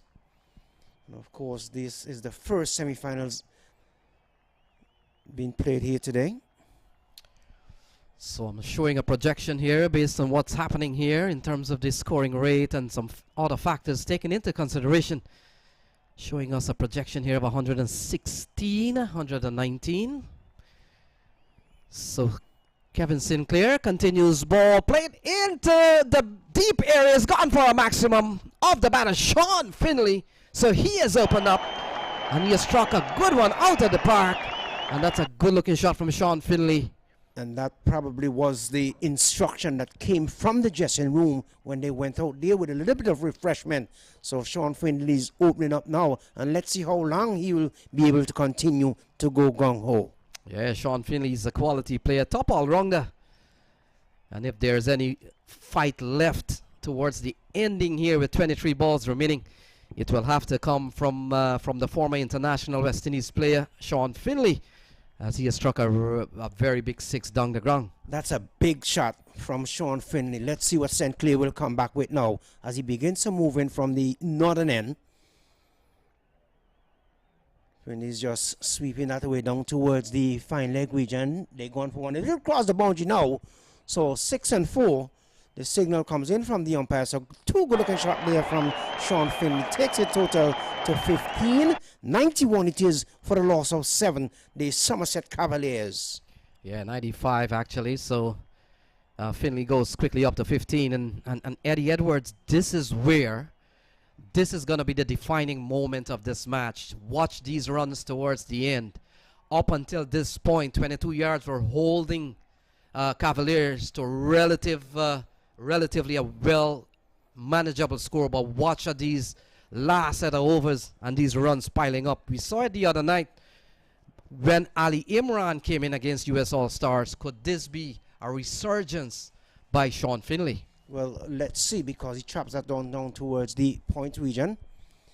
And the man coming across and knocks it down and prevent the batsman from getting a single. Sent clear now on his way to bowl to Finley. Pulling this one down to, and this one goes over the ropes. It is another 6. It's another big shot from Sean Finley. So he's on fire. All of a sudden, Sean Finley has opened up, and he has opened up extremely well. Yes, 100 on the board, 101 for 7. We have seen 16 runs in this over so far. Couple of sixes and a 1-4. In fact, 14 runs, 16 runs, sorry. And it's 101 on the board. Sean Finley has certainly opened up, as you mentioned, Eddie Edwards. Just in front of the umpire at backward of square. So one more to Finley. He goes on to 22. Brings Gouts into strike. So 19 balls remaining. And Eddie Edwards watched these runs at the end. I've seen it happen so many times. We saw it the other night when Ali Imran slammed 49 in the last 5 overs in that game. Somerset Cavaliers made some 54 runs, which was really the deciding difference between a win and a loss. Yes, so this could very well be a resurgence, as you rightfully mentioned, and let's see what St. Clair will do.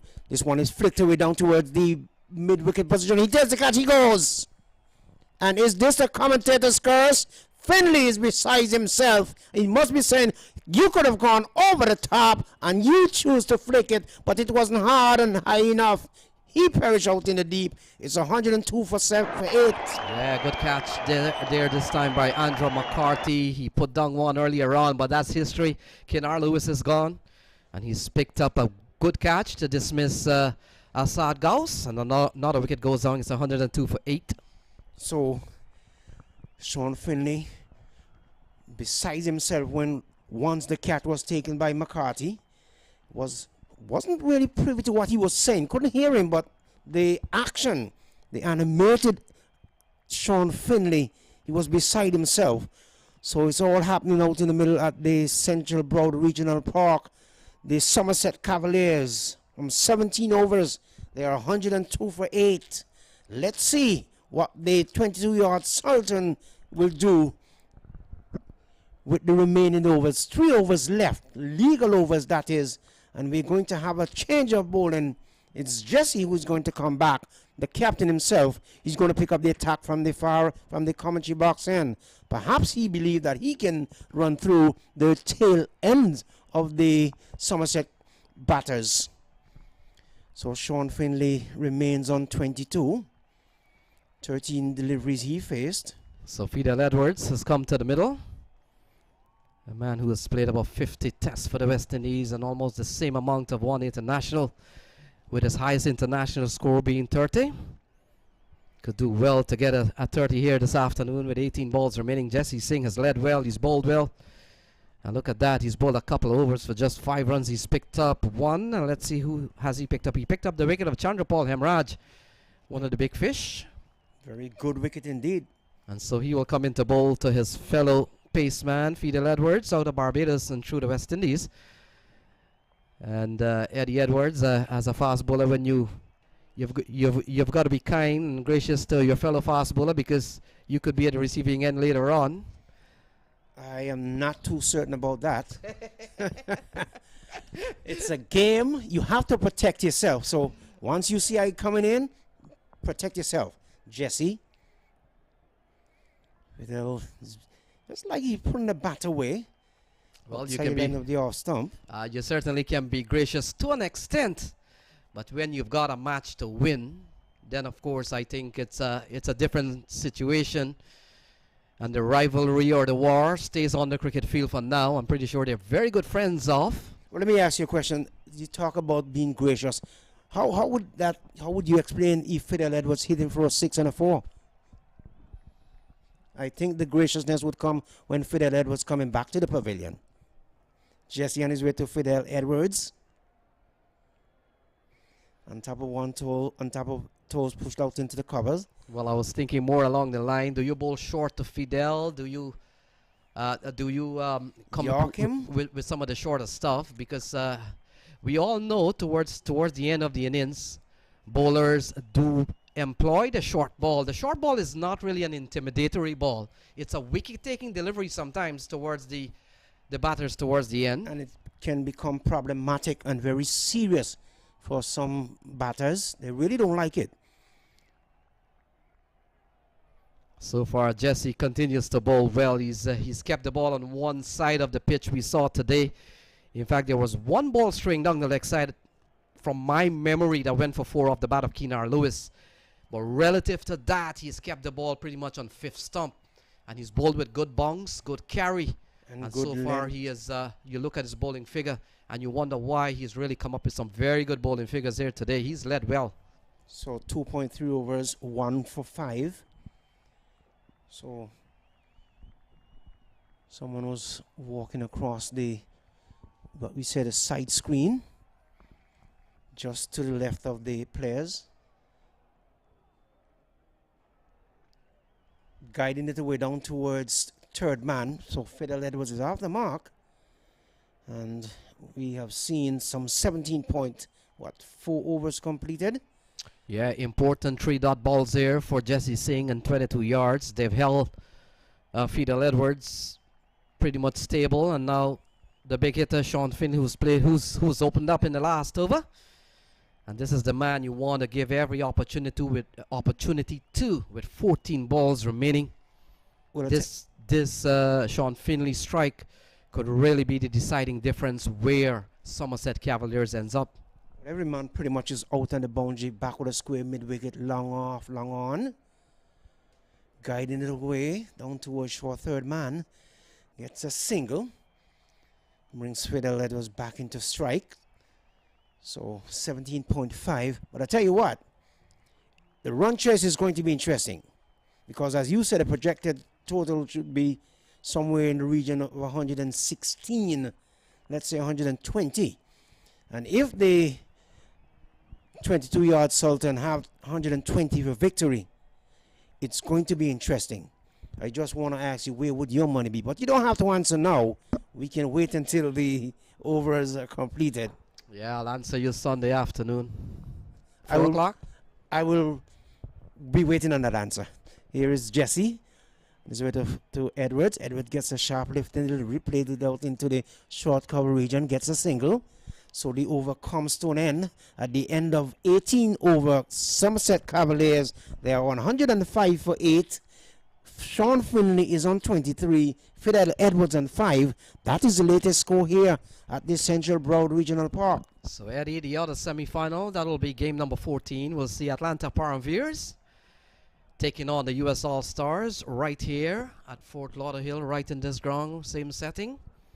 It's going to be a dandy. It's going to be a repeat performance of what we saw between these two teams a couple of days ago. So you better pack up because they're getting ready. It's going to be a dandy. So 105 for 8. So Asad Ali will be bowling over number 19. He's bowled extremely well himself. Asad Ali 2 for 9. He's picked up the wicket of fellow countryman Sohaib Maksud. And also got the big man Keenar Lewis out of Jamaica.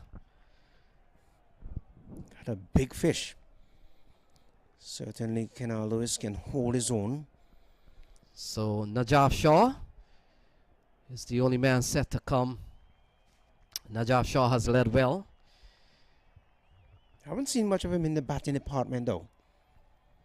He's a typical tail-ender. Members of the Tail-Enders Union. Tail-Enders Association. That's Ali. This one is slapped away out towards cover. It's running away to the boundary for 4. Good shot there by Fidel Edwards. Yeah, that's a good shot. These runs are very important.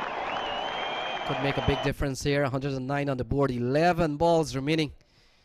And this total will be into that zone, what you call a tricky total, not by any means a pushover total. And you want to create a bit of tentativeness in the batting approach, batting chase. And we'll have to wait and see. 109 on the board, that's for sure. Yeah, that run's already made, so they'll have to bowl well to prevent the 22-yard Sultan from making that runs. And Fidel Edwards has started pretty well. We're looking to Sean Finley to take most of the strike. On driving out towards wide mid-wicket and the long-on region. Yes, it's a single. Yes, Eddie, and you know, many times we have a tendency of saying, oh, we need to give the strike to the senior batsman and Sean Finley, but at the same time, what we saw Fidel Edwards doing, you got to help yourself too. Everybody can hit the ball out of the park at some point. I totally agree. And sometimes it's easier said than done. Let's give Sean Finley the strike as if it's an easy thing to always hit the ball for four. Absolutely not. You have to give the non-striker a chance to defend. He has to make runs too because he's capable of making runs.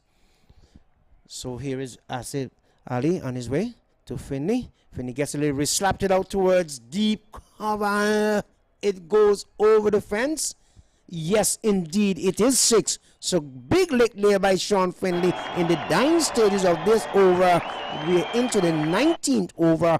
Sean Finley goes up to 29. 116, Lenny, for 8. Well, the projection has now gone up to a 127. So things change here. And a big shot here from Sean Finley over the offside. So these runs are very important runs. And this one has gone quite expensive here for Asad Ali. He's gone for what? 6 and a 4 and a 1. So he's gone for 11 off this over. The pressure is mounting. A good one for Cavaliers. Not a good one here for 22 yards. Sultan Asad Ali, former Pakistani international, coming up against a West Indian international, Sean Finley. The camaraderie continues between these two. Flicked away down towards the short back with a square position coming across, but he wouldn't get there. The ball goes into the boundary board. 4 more to Finley. 4 more to the Cavaliers. Is that a no ball? Well, the umpire is signaling. Well, we wait and see. Yeah, no ball 4. So no ball 4, free hit falling. Oh my goodness, what do you know?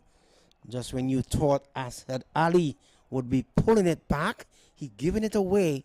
So far in this over, it's 2 for 25 from 2.3. The projection has gone up to 132. So, and a free hit ball, thankfully for Somerset Cavaliers. Sean Finley, who's batted extremely well so far, 16 balls, 33, will be the man on strike and not Fidel Edwards. So, Asad Ali losing the plot here a bit.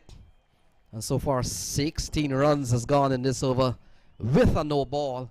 And a free hit coming up. Asif Ali moved in to bowl to Finley. Just a slow delivery. Take some pace off that.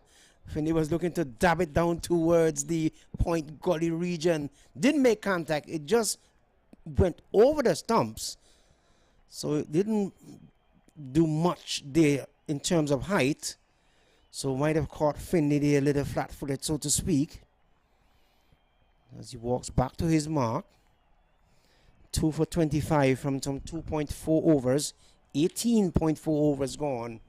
Asad Ali is the man in operation from the Northern End Turns.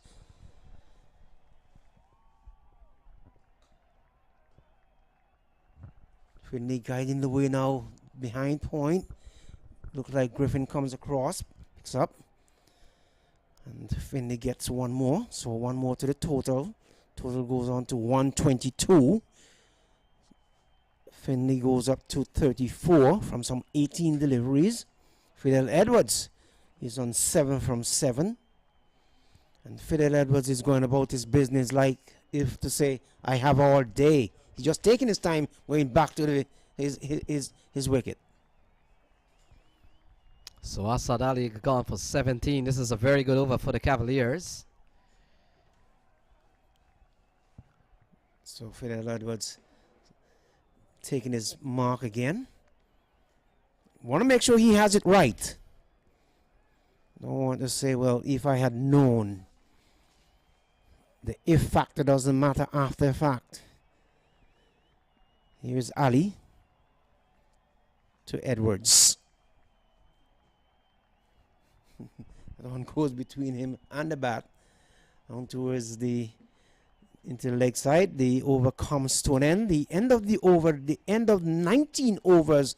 The Somerset Cavaliers, they're 122 for the loss of 8 wickets. Fidel Edwards, he's on 7. Sean Finley is on 34. That is the latest score here at the Broward County Stadium. So one more over left, and instructions being carried out into the middle, along with some refreshment. And it's going to be Jesse who's going to bowl the final over number 20 from the southern end. So let's see what Jesse will do in this final over. 122 for 8, 2 for 26, Asad Ali.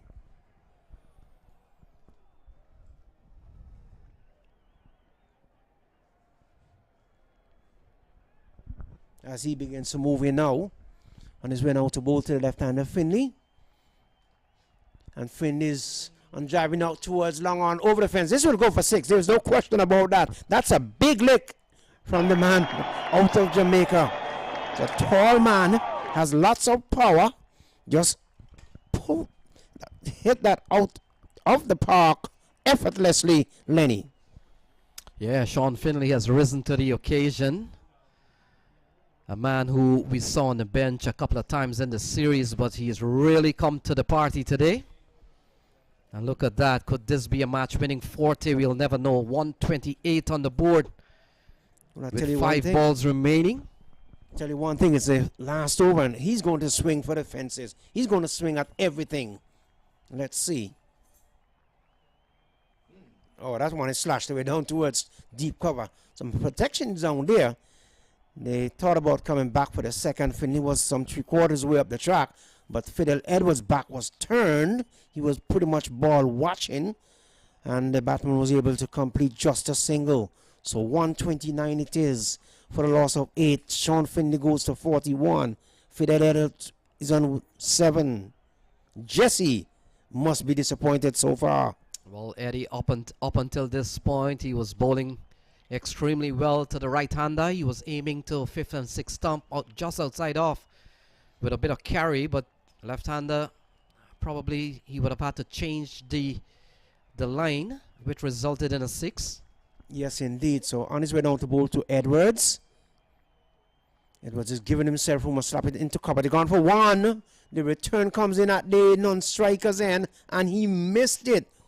So important single here. Not only keeps the scoreboard ticking by 1, gets Fidel off strike, and brings Sean Finley on 41. Takes the total to 130 for 8. And Fidel Edwards pretty much playing the supporting role. So 3 balls remaining here for Jesse Singh and the inning. And Jesse Singh is he's bowling at 1 for 16. He's bowled well. 3.3. Beaten outside the line of the off stump is Finley. Yeah, slower ball that kept a little bit low. That's what you wanted to do. We've seen in modern day T20 cricket, Eddie Edwards, the importance of taking pace off the ball. It messes with the batsman timing. And that's a classic example. Finley probably looking to go big and expecting a quicker delivery. Jesse Singh has smartly bowled a dot ball, the first one in the over. So 2 more legal deliveries left. 19.4. Overs going to 130 for 8. The Somerset Cavaliers. Jesse steams in. Again is beaten outside the line of the awesome, but the batsman going for what should be a bye. Would you have run here? Oh, most definitely. Every run counts in this situation here. So 1 more to the total. So Fidel Edwards will face the last ball if it's not a no ball. And if it's not a wide. So let's see what happens. So 131. We've seen 9 runs in this over so far. Edwards is on 8. Taking his time too. Doesn't seem like he's in any hurry. He struck a 4 already. And now the final ball. But Eddie, you've got to say Somerset Cavaliers has come back with a respectable score. having been at one stage at 7 for 78.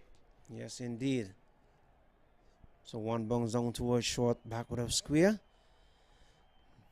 So the innings come to a close, 132 for 8, which means that they would have to score, the 22-yard Sultan will have to score 133 for victory. Sean Finley remains not out on 41 from 22 deliveries. Fidel Edwards not out on 9 from 10 delivery. The latest score here, Somerset Cavaliers 132 for 8. Yes, Edward, this is a good comeback. You look at the scorecard there. The middle was a little bit brittle, but Sean Finley has stitched a good innings together, 41.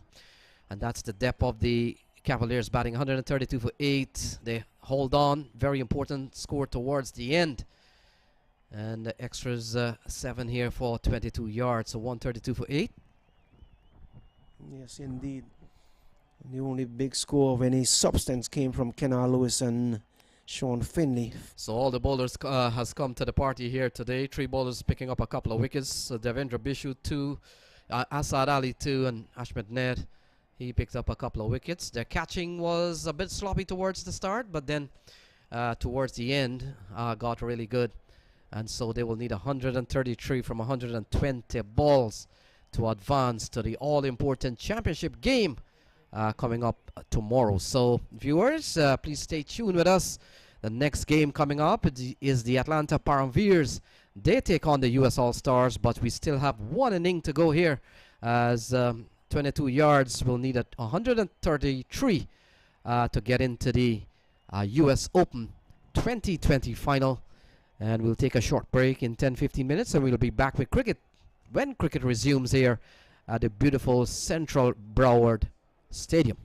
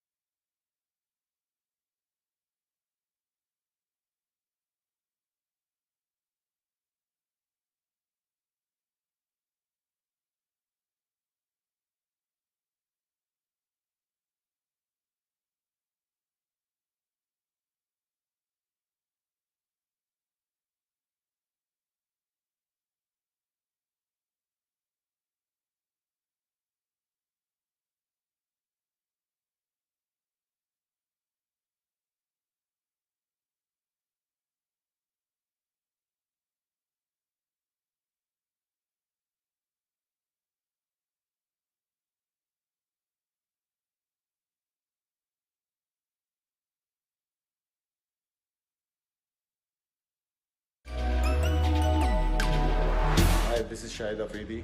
I want to congratulate Mr. Mike Qureshi for organizing US Open Cricket Tournament. I want to wish all the best to all the teams who are participating in this tournament. Good luck.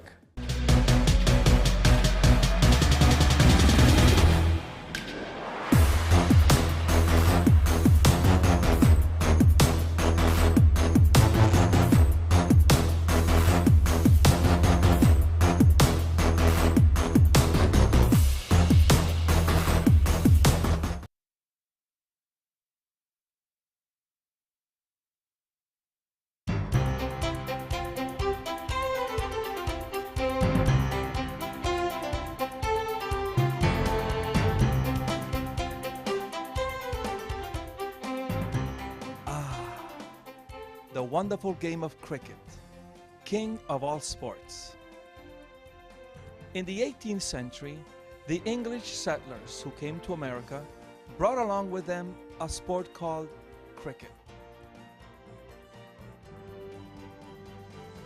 They chose to play the game of cricket on the shores of New England, which posed a problem. The sand and water would not allow the players to hit at 180 degrees or bounce the ball on the ground. This caused the players to revise the game. The bowler would pitch the ball in the air and the batter would hit it in a diamond shape. As a result, the game of rounders evolved, eventually becoming America's favorite game, baseball. The first ever cricket test match was played in 1844 between the United States and Canada. Over 10,000 spectators attended the match. During World War I, the game of cricket started to lose its appeal, losing its players and fans to baseball.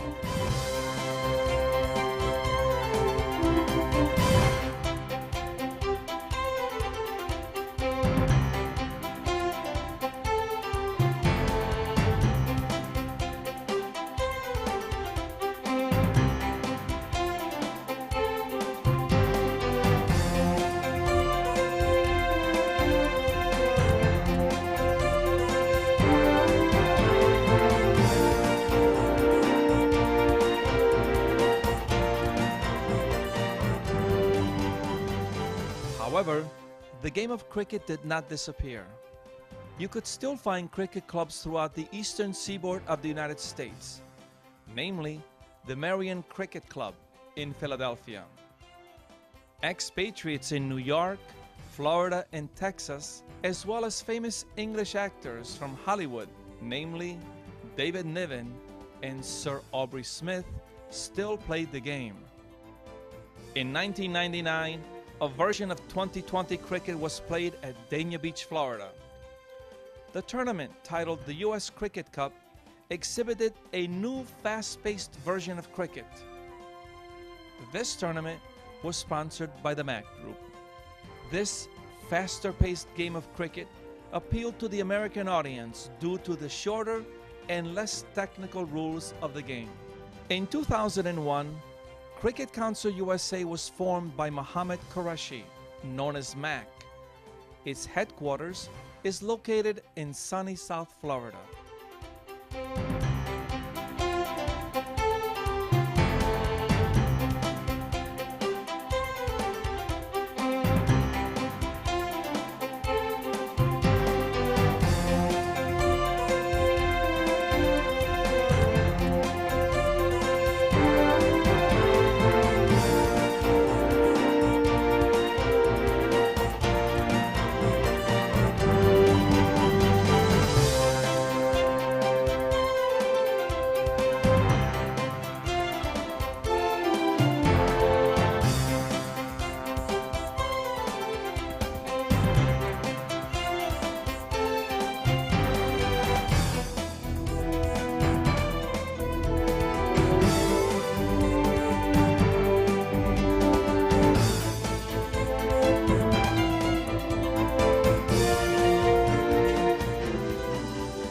The mission of Cricket Council USA is to promote 2020 cricket throughout the United States. This goal will be accomplished by developing professional cricket leagues and recruiting United States players. Cricket Council USA is preparing a new generation of cricketers through summer camps, which will be operated by the U.S. Cricket Academy. Children of all ages will be taught the fundamental skills of cricket.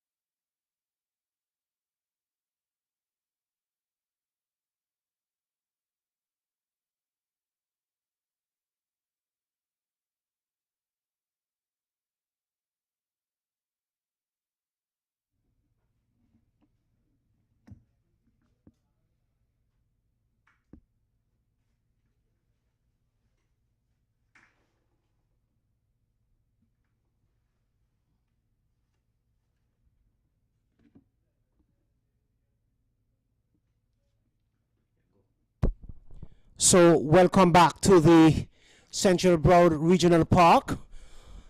Eddie Edwards along with the most talented commentator out of Guyana, my friend Lenny Archibald. We are about to witness the wind chase of the 22-yard Sultan CC, and we're now seeing the umpire is waving to the scorers, indicating that he is ready and the scorers are ready. And Lenny, are we going to be in for a dandy with the run chase? Yeah, we'll have to wait and see. So 133 needed from 120 balls. Trevon Griffith will be the man on strike. Fidel Edwards, who has played at the highest level, and we saw him bowl impressively the other night, will be the man to start here for Somerset Cavaliers. So it's going to be a cracker of a game as we're into the first semi-final here between 22 yards and Somerset Cavaliers. So the two batters are Trevon Griffin and Ahad Malik, and it's going to be Trevon Griffith who is going to face the bowling or the onslaught, one would say, of Fidel Edwards, who is going to be in operation from the commentary box end. And the sun has left us just a tad, momentarily, so to speak, at the Central Broward Regional Park, as we watch now as Fidel begins to move in from the commentary box end to bowl to Trevon Griffin. This one is turned down towards the wide mid-wicket region. Finley's down there. He picks up, but cannot prevent the batsman from getting a single. And right away there, Lenny, they open the account for the 22 yards Sultan. Yeah, good swing here from Fidel Edwards. He's going to be a key man. But just reflecting back to what has happened here towards the end against 22 yards, they probably would have given up 50 runs at the point when they had the team, what, 77 for 8 or something like that. So that right. 50 runs is going to be a very deciding factor here. Fidel Edwards on his way out to bowl to Malik. Down towards third man.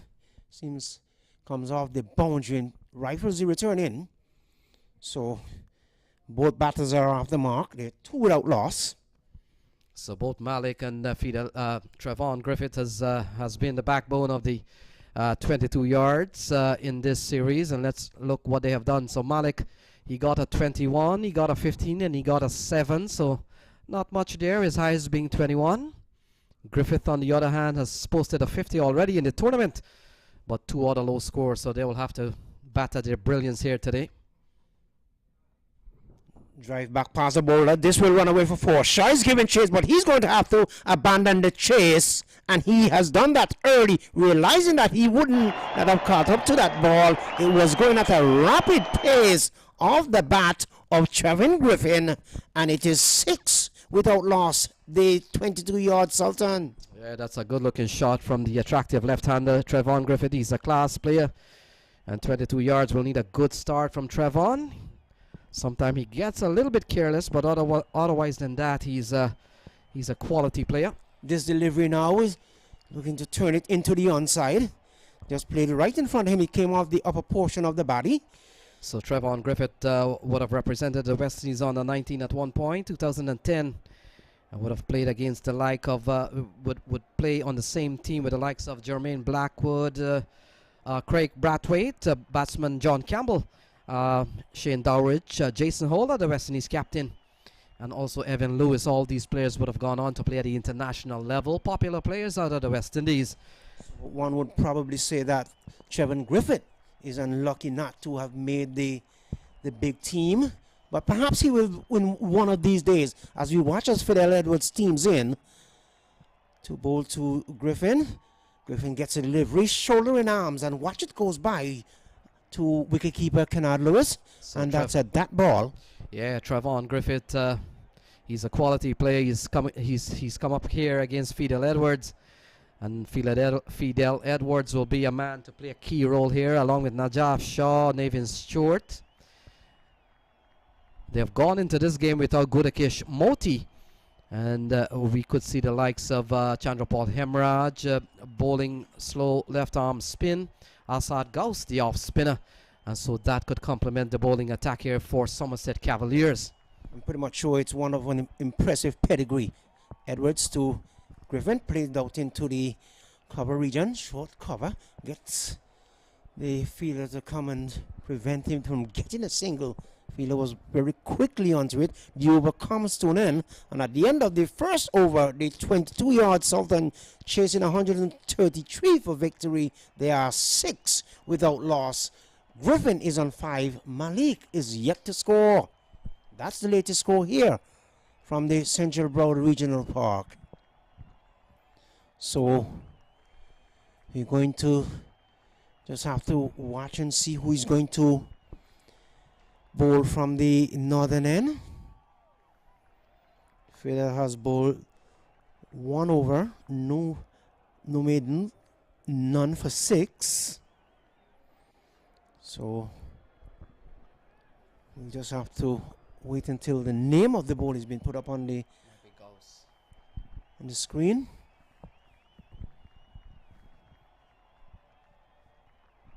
So Andre Russell, couple big names headlining this year's event along with Chris Gale, and so I'm pretty sure he's another man that could factor in here. Complete all-rounder Andre Russell seemed to be suggesting to the leadership here. If I can read action, let's bowl spin, trying to show that spin may work here. Yes, and he was out there, so he knows exactly what he is imploring the captain to do. So it looks like Ghaus just wanted to turn into the onside. So Asad Ghaus, the off spinner, comes into the attack from the top end of the ground. So he, along with Fidel Edwards, have started here. Malik, the man on strike. So moving away, giving himself room, slapped it out towards long off. Finley's there, but he fumbled, and that fumble caused the batter to amble for a quick single.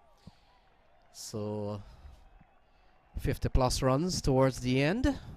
And that can come back to hurt you. Against 22 yards, have made sure that Cavaliers have posted 132.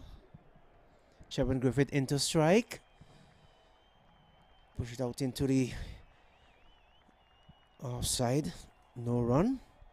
So Trevon Griffith this season, as we made mention, his highest score, he got a 50, and then he got a 11, he got a 6. He will need to be among the runs if they're going to be in fact. This one is swept away down towards the fine leg region.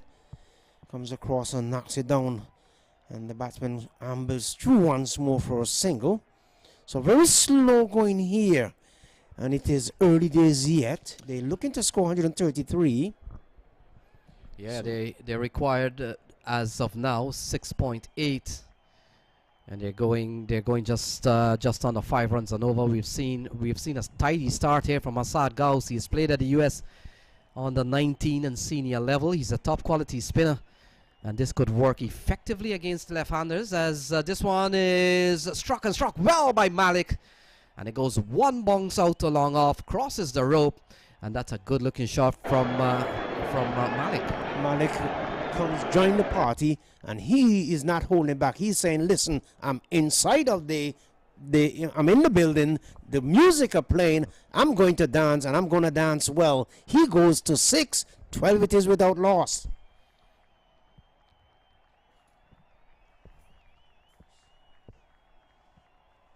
So, after a little bit of conference, the batters walk back to their respective creases. So, it's going to be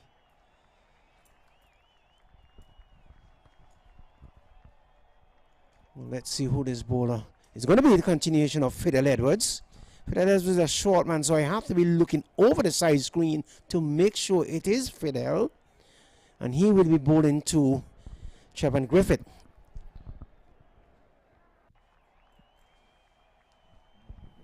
That one is flicked away behind square into the boundary ball for 4. A delivery pitched outside the line of the off thumb. Strain, I would say, and it get the treatment it deserve. Yeah, leg stump that is. Through the square leg area. Lovely shot. That ball that was swinging in from leg, and the talent of Trevon Griffith coming to the fore. He's up against a top-class competitor, Fidel Edwards. There are many who thinks that Fidel Edwards could still be playing international cricket for the West Indies, but that aside, he's a quality bowler over the years, Fidel Edwards. 16 it is without loss. Here's Fidel Edwards on his way out to bowl to Griffin. Griffin gets a little bit pushed out into the mid-off region, gets a single.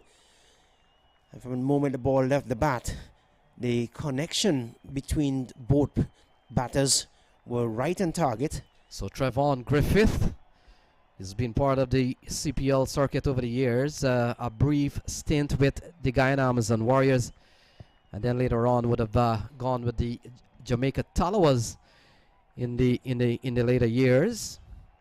A man who plies his trade in the United States. We've seen him in minor league cricket this year, representing the New York franchise, the Empire State Titans, and he, along with the likes of Gajan and Singh, would have been part of the crew there. That's another man that is missing.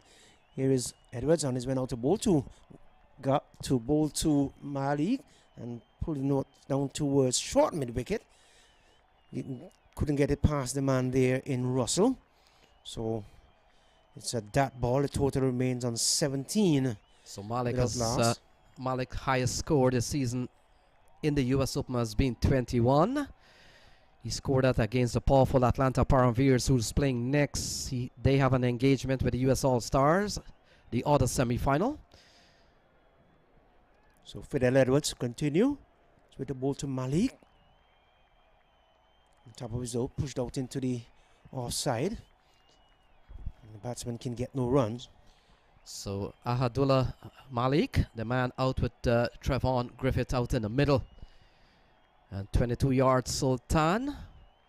They've played a good game today, and towards the end they played a very good game up until probably the 16th over. But we saw big innings from Sean Finley. Certainly could make the difference today. We don't know. We're watching this game, and things will unfold in probably the next 10, 15 overs. You never know. Well, if it's going to unfold, it's going to unfold either way. I can tell you that.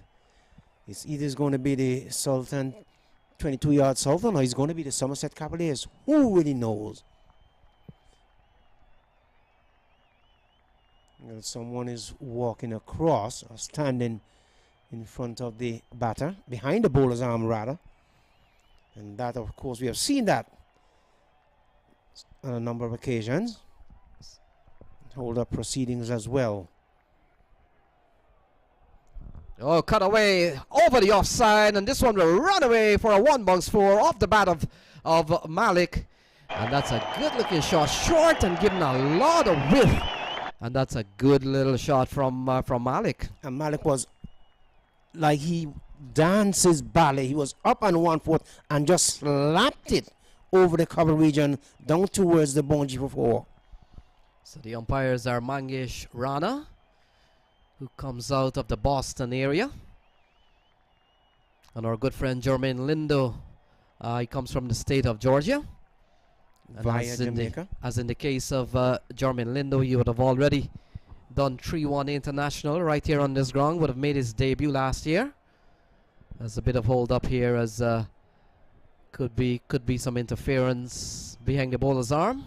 Yes, indeed, out of our view. Yes, in the hallway, just to the left of the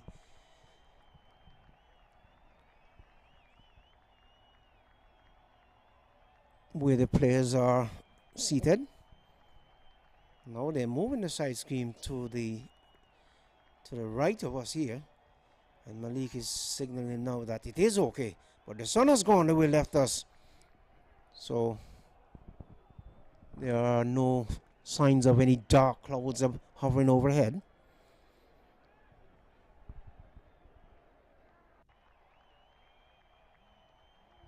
That one coming off the portion of the bat is it. We'll have to wait and see. There was a loud appeal there from Fidel. That's a leg by. So the signal comes in now from the umpire, and Fidel Edwards is not a happy camper, Lenny.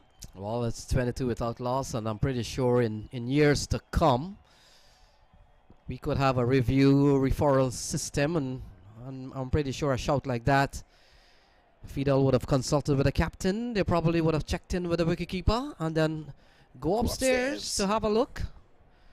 If you think it's confident enough, and then you never know where that will go. We've seen in international cricket or referral system work. Sometimes we think it's out. We think it's out, and the system shows something different. And sometimes we think that is not out, and the system really shows up some deficiency in the umpiring decision. So 22 without loss. It worked both ways. Yeah, 22 without loss. Very similar to 22 yards.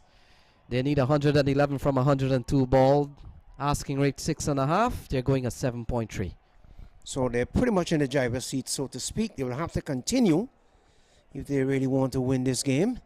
But I'm sure that the Somerset Cavaliers, Najaf, and the rest of the crew has different idea. It's going to be Najaf who is going to pick up the attack from the northern end. He's not going to stick around to wait to see if anything is going to happen. He's going to be the man that's going to make something happen, hopefully. Well, Najaf Shaw is probably one of the tallest cricketer of all the squads. He stands over 6 feet.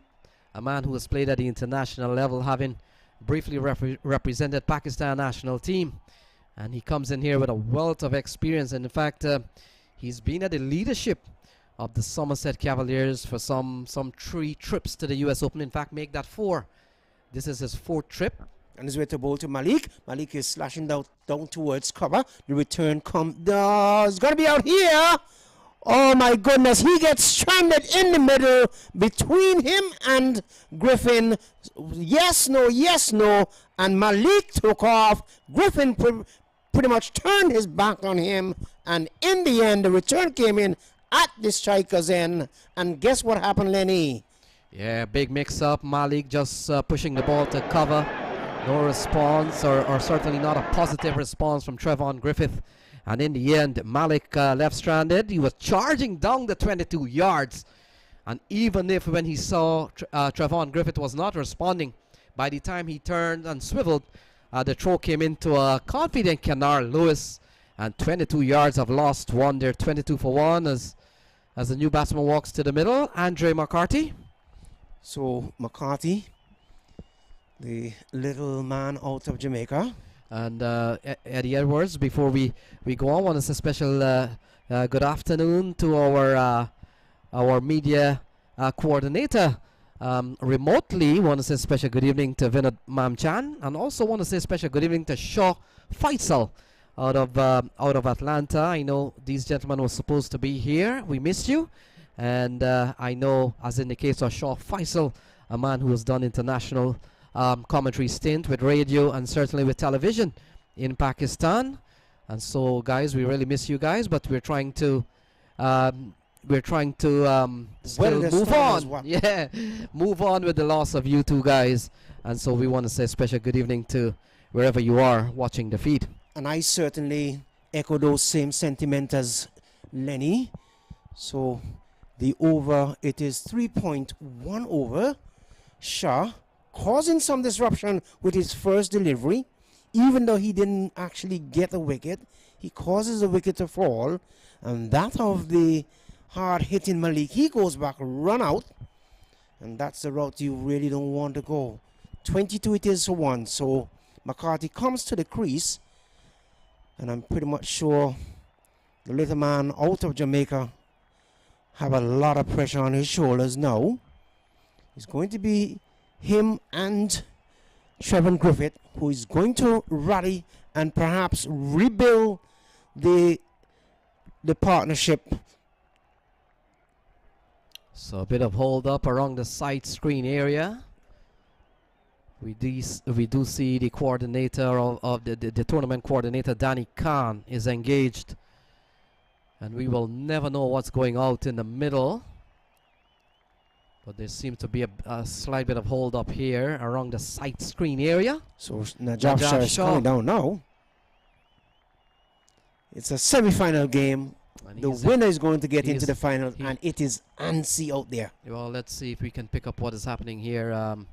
Najaf Shah seems to be calling his boys. Let's get on with it. I'm not too sure what's happening down at the fine leg area.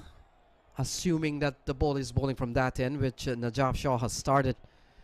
And they have picked up a run out here. We see Malik, the supposedly dismissed batsman, still waiting inside of the playing area. So not still on the field of play. Not too sure how to interpret that, but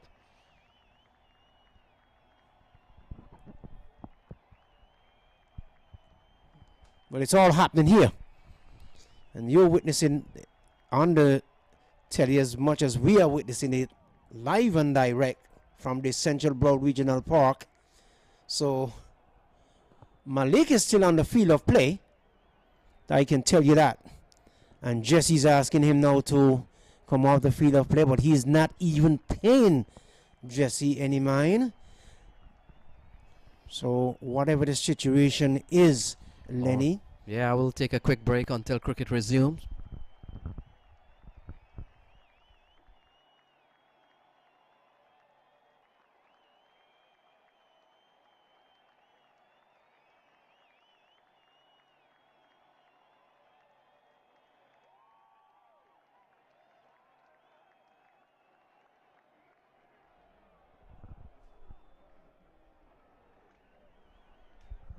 So the other semi-final comes up. Atlanta Param Veers will take on US All-Stars. This is game number 13. Then we'll have game number 14. And then the grand finale. The championship game happens tomorrow right here. And so 22 for 1 is the score here. We're in the 4th over.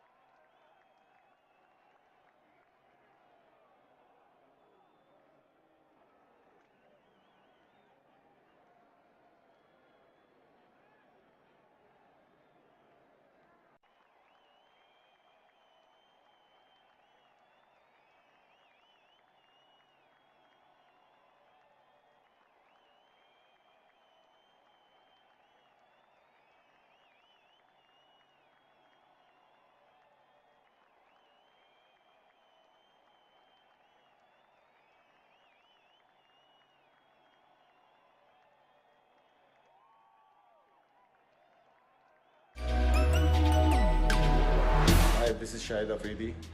I want to congratulate Mr. Mike Qureshi for organizing US Open Cricket Tournament. I want to wish all the best to all the teams who are participating in this tournament. Good luck.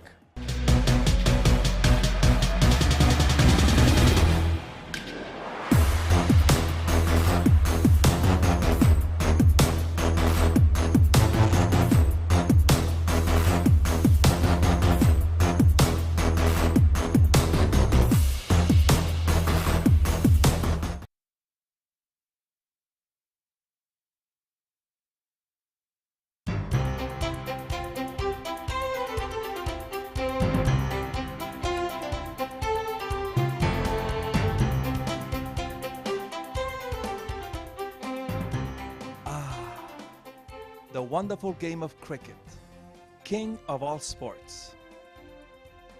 In the 18th century, the English settlers who came to America brought along with them a sport called cricket. They chose to play the game of cricket on the shores of New England, which posed a problem. The sand and water would not allow the players to hit at 180 degrees or bounce the ball on the ground. This caused the players to revise the game.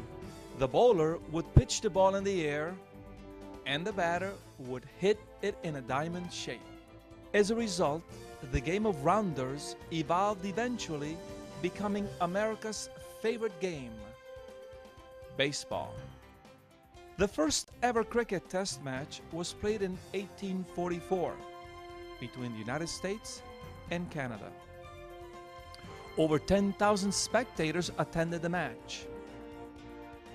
During World War I, the game of cricket started to lose its appeal, losing its players and fans to baseball.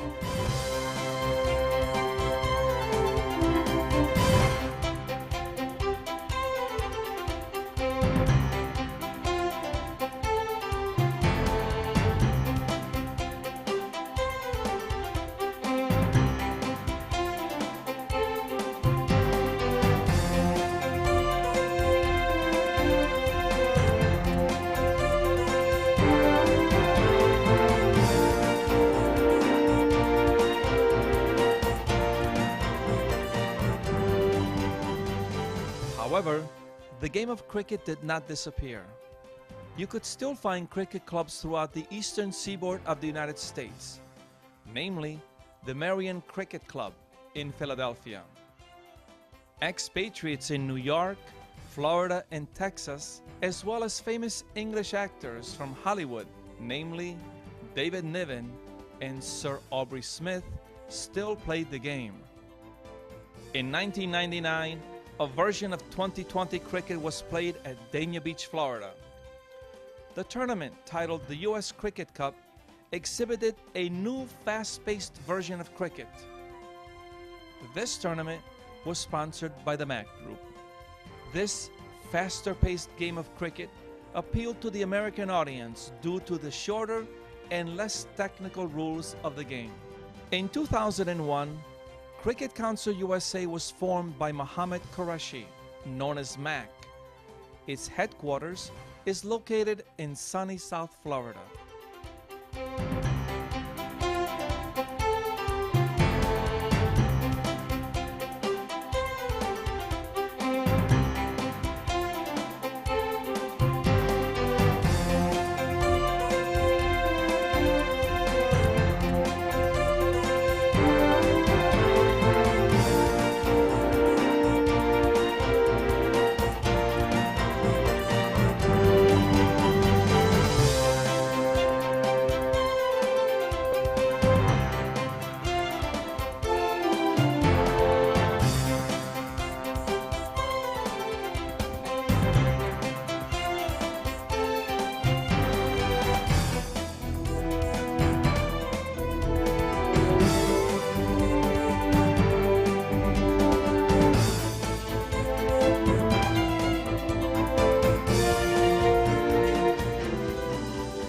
The mission of Cricket Council USA is to promote T20 cricket throughout the United States.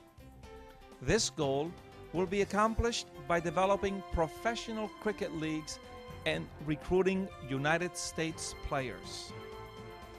Cricket Council USA is preparing a new generation of cricketers through summer camps, which will be operated by the U.S. Cricket Academy. Children of all ages will be taught the fundamental skills of cricket by professional and certified cricket coaches. The game of cricket, which is the second most viewed sport in the world, is no longer just a game for expatriates. It is a game enjoyed by more than 6 million fans in the United States alone. With more than 750 cricket teams, the United States is the 9th most active playing country in the world.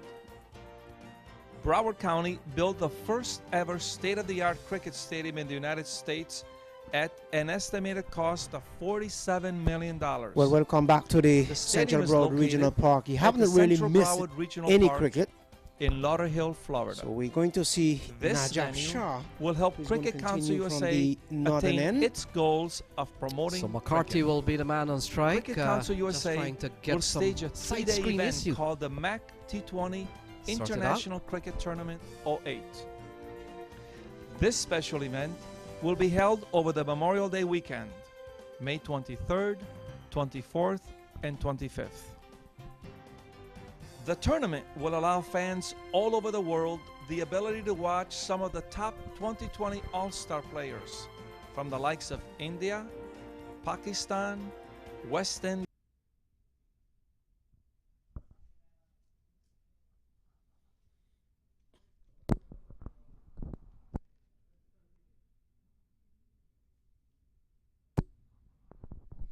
So Najaf Shah will be bowling to Andrew McCarthy. Settles into his stance now with the arrival of Najaf Shah. So play has resumed here. Najaf Shah to McCarthy. They're batting at 22 for 1. So play has resumed. A little bit of a hold up side screen issue. Indeed. And so we're back with cricket. Lovely cricket at the US Open, the 12th year of the competition, the 2020 version.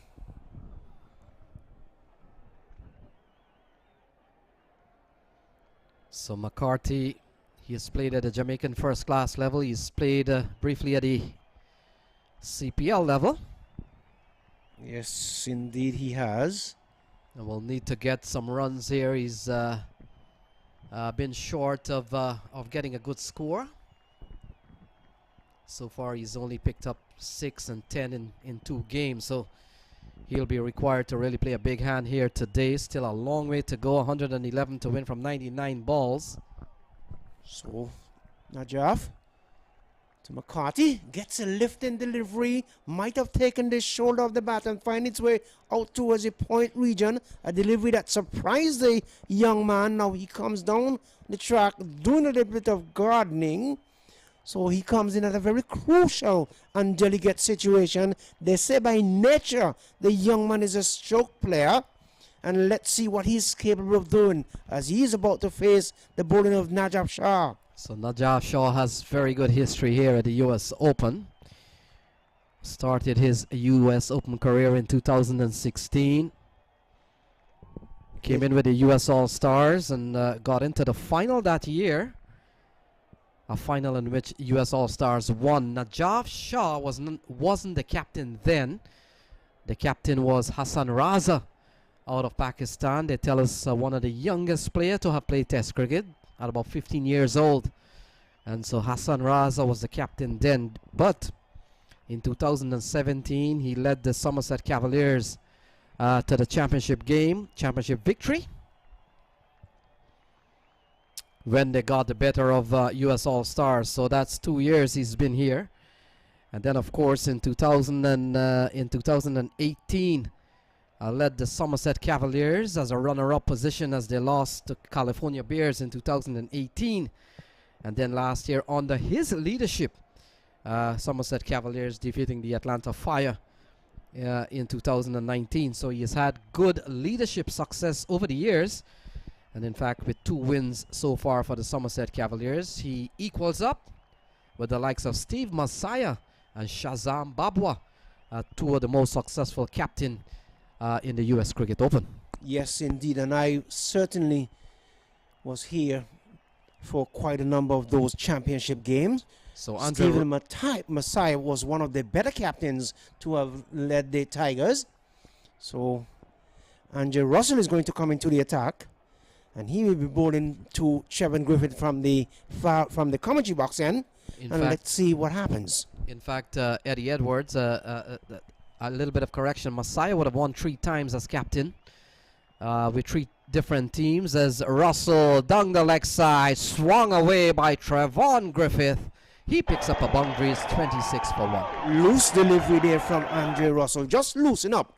But it was a delivery that pitched down the leg side, and Chevin Griffith not only giving it the treatment it deserved, he really tugged it around the corner down towards the boundary for 4. So let's put that into proper perspective. Messiah wins 3 titles as captain with 3 different teams, which was quite an accomplishment. He won the inaugural US Open in 2009 with Washington Tigers, and then he won with United Chargers the following year, a team out of New York, Ralph Tomation Company. And then, of course, he won with Smart Choice later on. Yes, indeed. I was here for that as well. So Messiah as leader, as captain, have won 3 championships. And Najaf Shah looking for to equal up with Steve Messiah, having won with the Somerset Cavaliers 2 years in 2017 and then in 2019. He's 2 matches away with wins if he can do that here this afternoon, in fact this weekend. And that would be a great accomplishment for Najaf Shah. So Chevin Griffith is on 16, 27 for 1. McCarthy is on, he has yet to open his account. And he's at the strikers end, waiting the arrival of Andre Russell. Yeah, McCarthy has struggled for runs in this series, only 6 and 10 in 2 games. Oh, pulled through the onside, could pick up a couple of runs there. Fielder is coming around. Aaron Jones is the fielder. And so good looking shot from Andrew McCarthy. He's a talented stroke player. Yes, he is. But he will have to prove that he is really a quality batsman, having played first class cricket out of Jamaica and a brief couple of games at the CPL level. So he's facing up to his countryman, Andre Russell, and they would have played quite a few games with the Jamaican national team, and certainly with Jamaica Talawas. Somebody would want to have the bragging rights.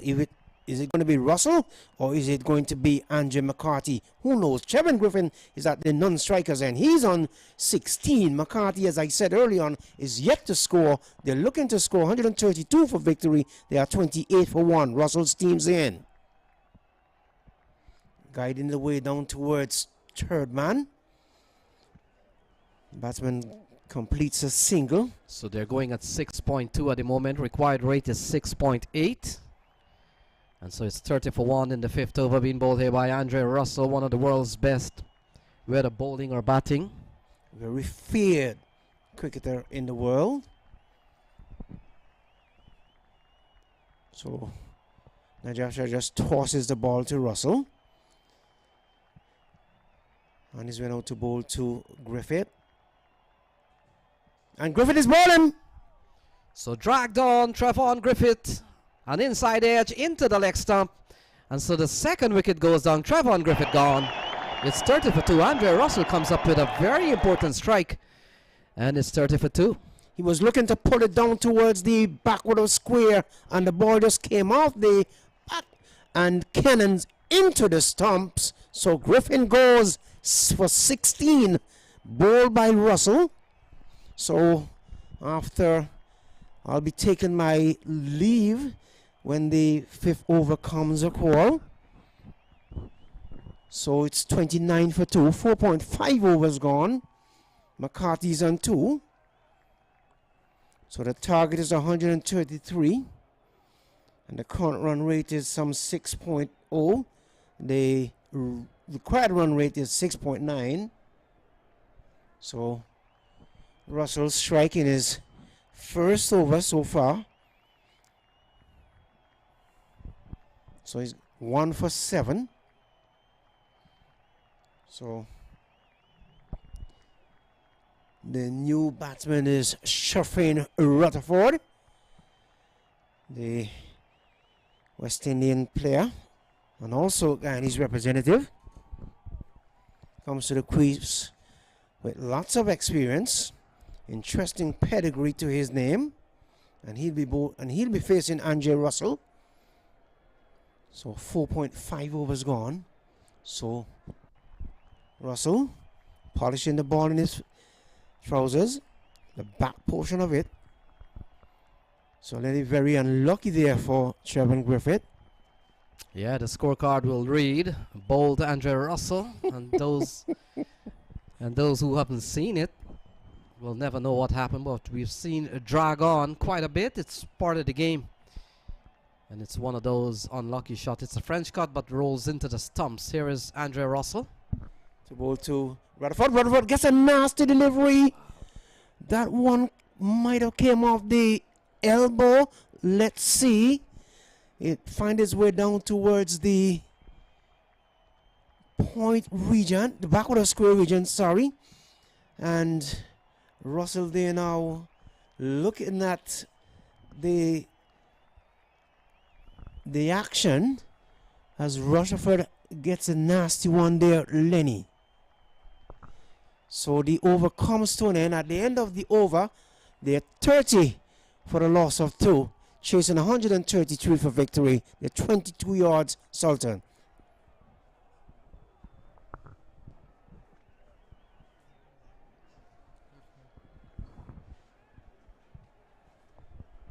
So thank you, Eddie. 30 for 2.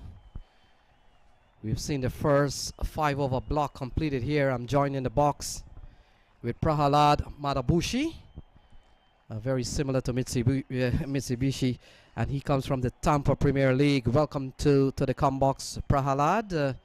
Welcome to the semi-final, 22 yards in Somerset Cavaliers. Nice to have you. Yeah, thank you for having me, and the game is actually evenly poised. 30 for 2 after 5, and Najaf bowling now. So both Najaf and Russell in the last 2 overs, they had a good start, 22 yards Sultan, but in the last 2 overs we had 2 dismissals, one a run out and another one is a bowl. So now it's poised right. Now for 22 yards Sultan, their goal should be to keep the wickets and just keep the scoreboard moving. It's just 6.5 runs over, 7 runs an over, so they don't need to take risks. Well bowled.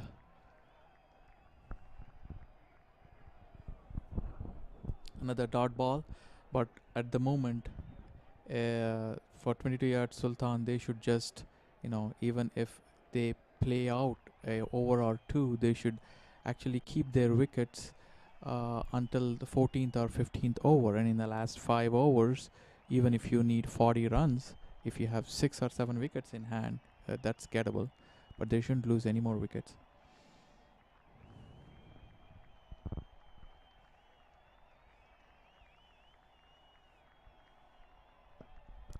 Again, outside the off stump. Beaten, well bowled by Najaf. He's bowling a good spell here. He hasn't given a run yet, and he's in his 2nd over. Yeah, 3 dot balls to the left-hander, Sharfin Rutherford, a man who's really taken off, so to speak, a couple of franchise engagements around the world, starting with his home region, the CPL, and then having played, having been with the Mumbai Indians team this year, the successful Mumbai Indians, probably one of the most successful franchise cricket team on the planet. We've seen some quality bowling from Najaf Shah. Look at that ball beating the outside edge, going through to the keeper. So we've seen 4 dot balls. Najaf Shah, very tall man, gets the ball to move, gets the ball to bounce. And with the experience that he's played at the international level, he has certainly bring that in to the field here today. What they're doing is trying to cram the batsmen for the next 2 or 3 overs and pressurize them. So the captain has put himself on after 3 overs when they got a good start, and in the first over resulted in a run out, and this is his 2nd over and 4 dot balls in a row. This is a good spell by Najaf.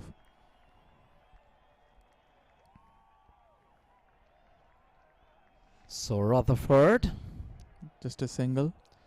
picks up a single, takes the score up to 32, and we are in the 6th over. Najaf Shah, as we made mention, would have led Somerset Cavaliers pretty well over the last 3 years, winning 2 titles and losing in the final. So that alone tells you that his leadership success rate has really been quite impressive. And he comes back here, and you never know, they'll need to win this one and the final for him to really move on again. As the leader of the Somerset Cavaliers team, he's led well. So McCarthy, who is in charge of who is short of runs, we see the required rate creeping up slightly. Current run rate going at just over 5. They require 7.2. And so That's another dot ball.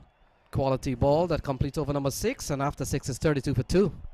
Yeah, what they have done is in the last 3 overs they got a couple of wickets and tried to cram them at the crease. So they, I think, only gave like 8 or 9 runs in the last 3 overs. So 22 yards, Sultan needs to sit down and regroup and plan their strategy.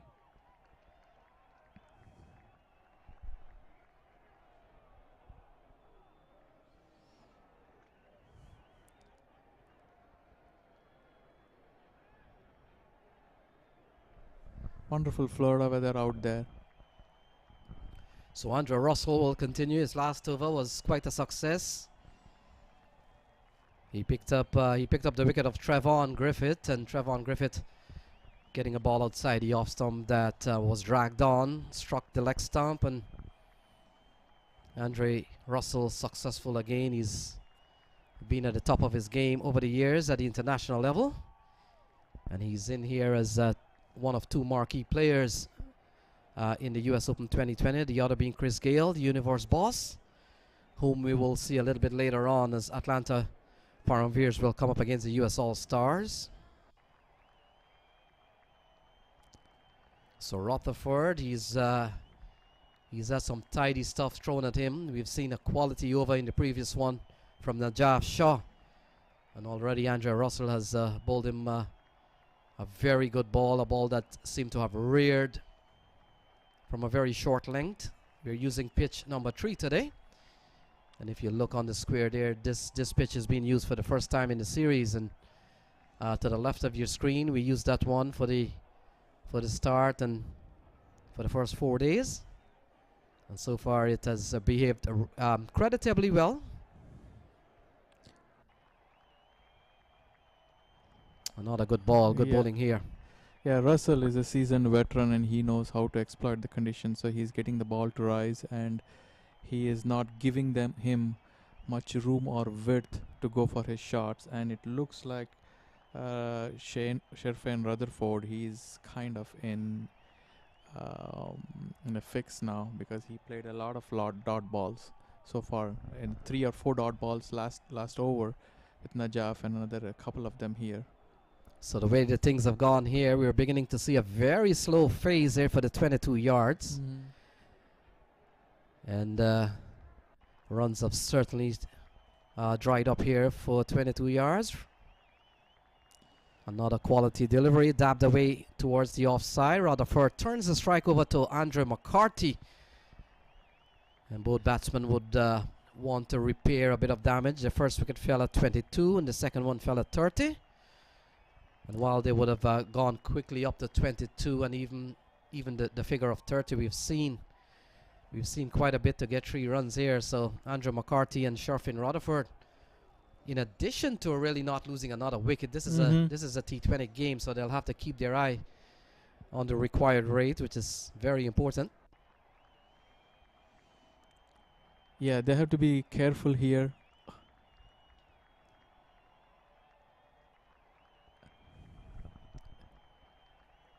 A quick throw, they try to take a quick run and a direct hit to the stumps and they appeal for a run out, but looks like the batsman made in.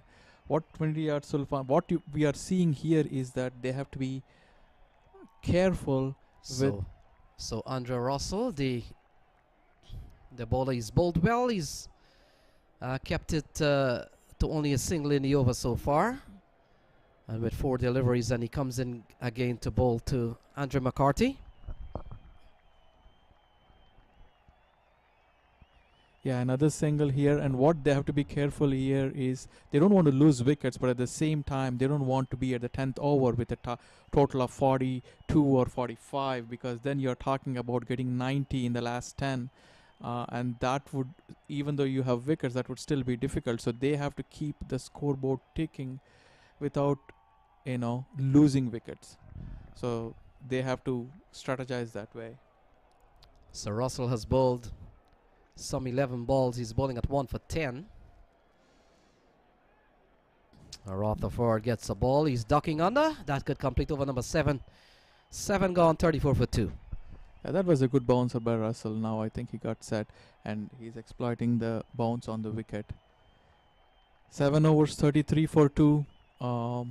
22 yards. Sultan need to.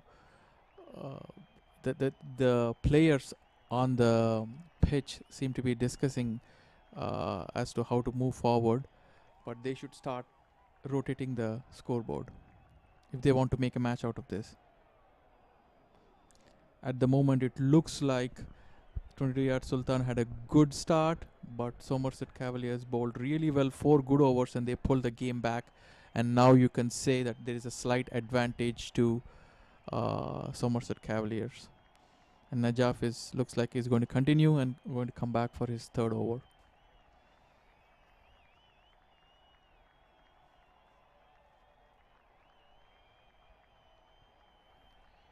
So a partnership of 4, just how tight the bowling has been. A partnership of 4, it has taken 13 balls to get to 4.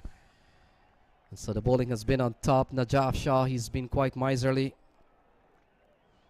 Najaf has bowled 2 overs so far, 1 maiden, and he's only given up a single run. So very impressive bowling from the captain, who has had a very successful run as a player and also as a leader for the Somerset Cavaliers team. Have led the Somerset Cavaliers team 3 times into the final. He has won 2, he have lost 1, and would have been part of the US All-Stars team that defeated the Al Masafi team out of Afghanistan in 2016. The team back then was captained by Hassan Raza. Hassan Raza, if you know your cricket history pretty well, would probably be one of the youngest player to have played Test cricket, just about the age of 15. And so he was here the same year that Shoaib Akhtar made a visit to the US Open. So 22 yards. They had Somerset Cavaliers in the 15th over. 79 for 7 in the end. Oh, lovely shot from Sharfain Rutherford. So the jinx of a lot of dot balls and singles comes to an end. Sharfain Rutherford goes for a maximum over the mid-wicket area. And a big shot, a release shot for Sharfain Rutherford, and certainly 22 yards. That was a wonderful shot. That should relieve the pressure to a certain extent of all those dot balls as 6. And that should relieve the pressure of Sharfain Rutherford as well. And hopefully this will get him going. And he can start playing more shots. So a good looking shot from Sharfain Rutherford. First 6 of the innings. Now that was a sensible run. He didn't go for another one the next delivery. He just took a single. So Somerset Cavaliers are the defending champ.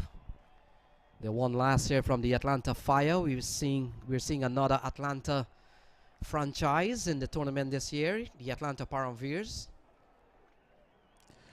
Headlined by, of course, Chris Gale, led by Riyad Emirates.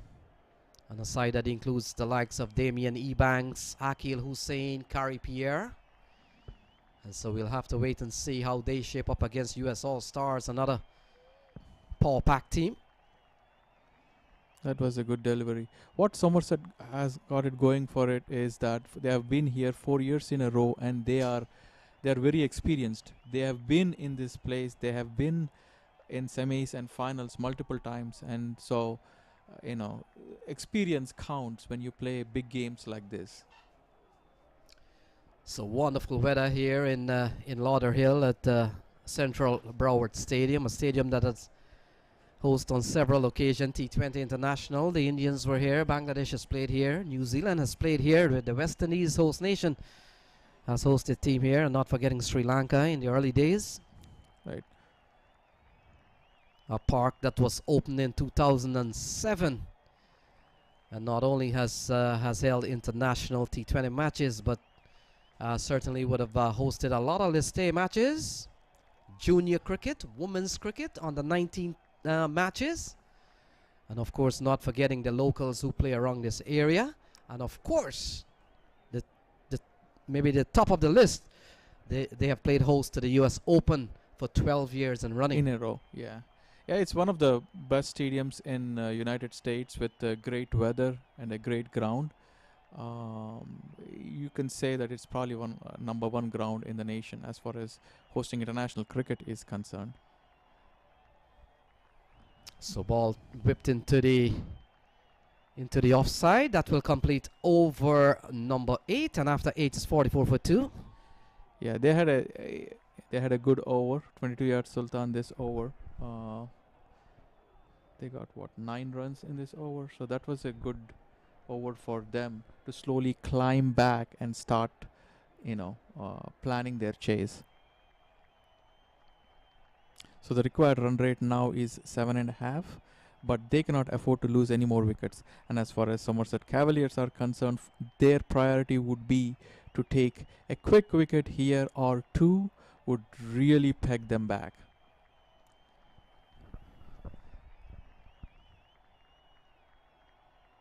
So far, the last couple of bowling changes, each one of them resulted in a wicket. Najaf had a wicket and Andrew Russell had a wicket, and let's hope Naveen Stewart can get a wicket as well. So Navin Stewart given the ball. Top player, top all-rounder, and they tell us when he doesn't get among the runs, he gets among the wickets. Something happens when Navin Stewart comes into the attack. We saw the other night, he took a brilliant catch, got a couple of wickets, consecutive wickets. He was on a hat-trick at one point. Took the wicket of Zishan Ashraf, a magnificent catch from Gudakesh Moti. And then he got the wicket of Rizwan Chima. Not easy to get Rizwan Chima first ball. So he comes into the attack, and we'll have to wait and see if he comes up with a golden arm. And that would be if he can get a break in partnership. Not a big partnership at the moment, but they'll still be looking to have some more inroads into 22 yards. 43 for 2.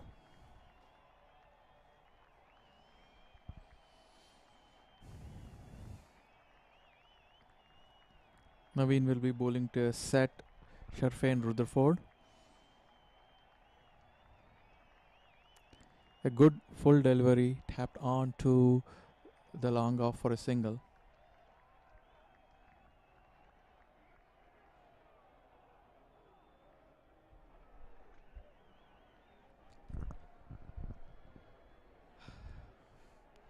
Yeah, so they're changing their field for the left and right combination.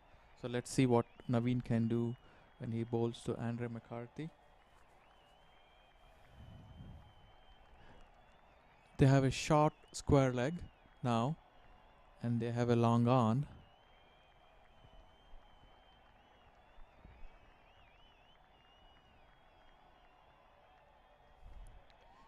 That's a good delivery, just tapped on for a single.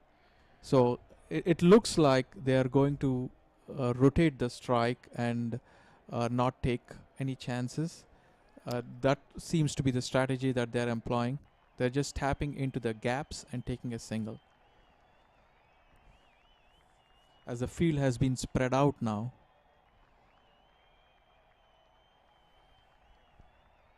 So Navin Stewart.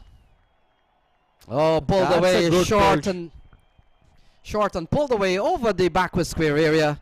And it goes away for another fantasy maximum. And that's a good looking shot from Sharfain Rutherford. A poor delivery from Navin Stewart, not only lacking in line, but certainly lacking in length, and it's dispatched away from the Mumbai Indians player.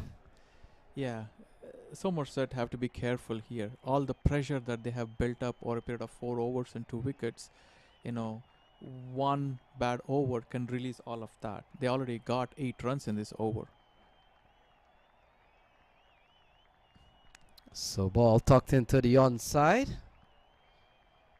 And they go through for a single now, out of concern here.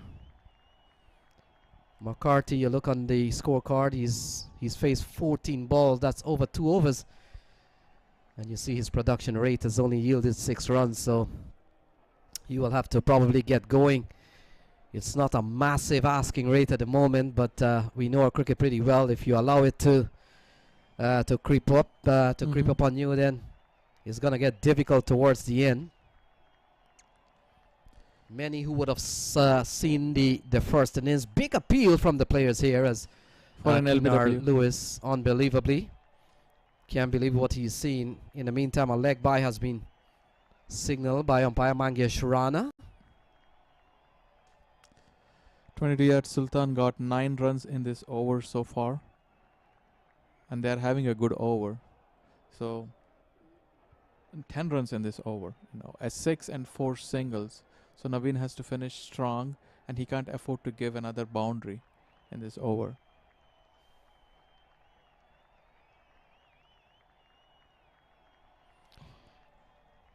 Again, played very sensibly, just tapped on the onside for a single. 11 runs in this over by Naveen Stewart. So 22-yard Sultan slowly creeping back into the game. At the end of 7 overs, they were 33 for 2, but now in the last 2 overs, they have gotten 19 runs and relieved the pressure a little bit. A couple more overs like this, and so more 22 yards will feel a lot more comfortable. What Somerset needs right now is a wicket, because they are not going to be able to defend the runs because it's a small target.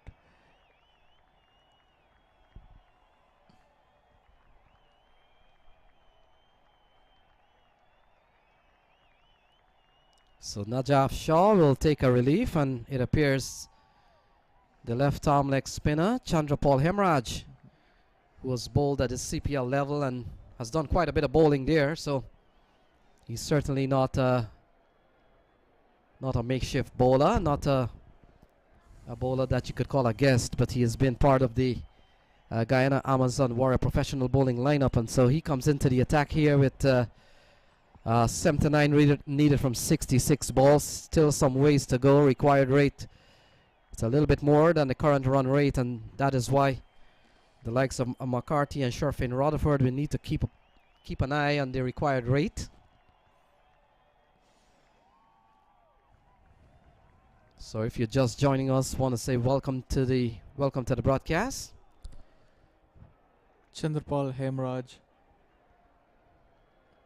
a good first delivery. It's a single. Andrew McCarthy, as my fellow commentator noted, has got 7 out of 15 balls, so it's time for him to get going, at least,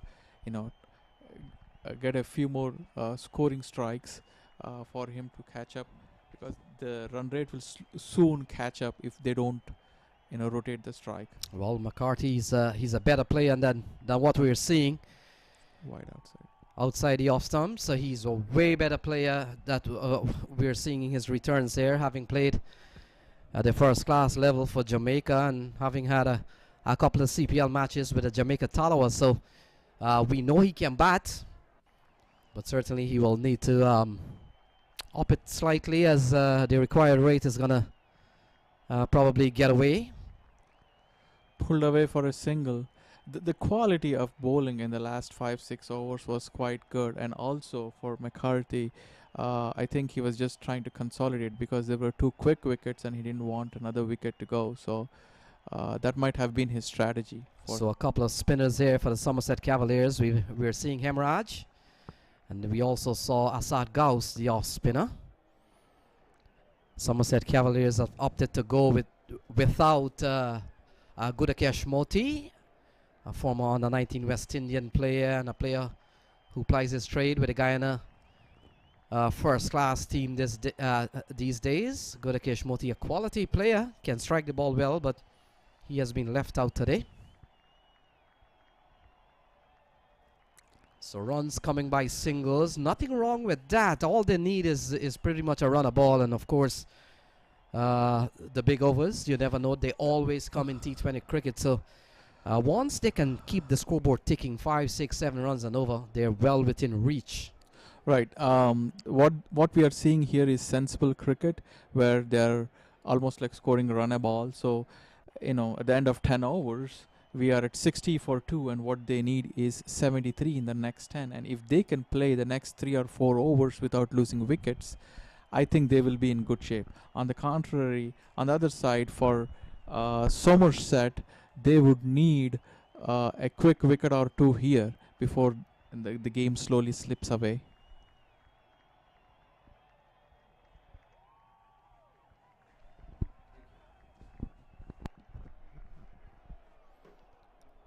So 60 for 2 at the end of 10, as you can see on your screen.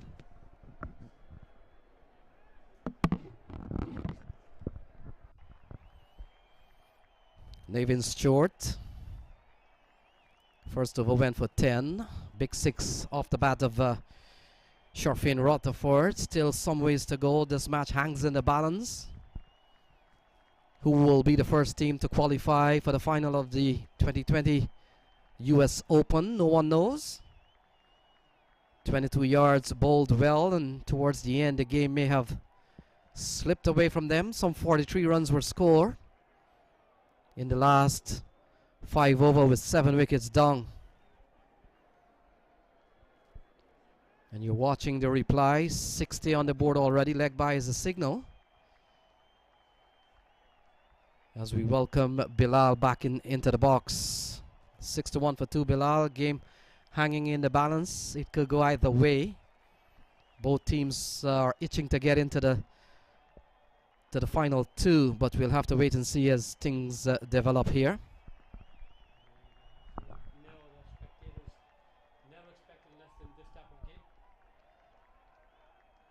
Oh, shot from Sharfin Rutherford through the offside over cover, and it goes away for 4. And that's a very good shot from the Mumbai Indians player.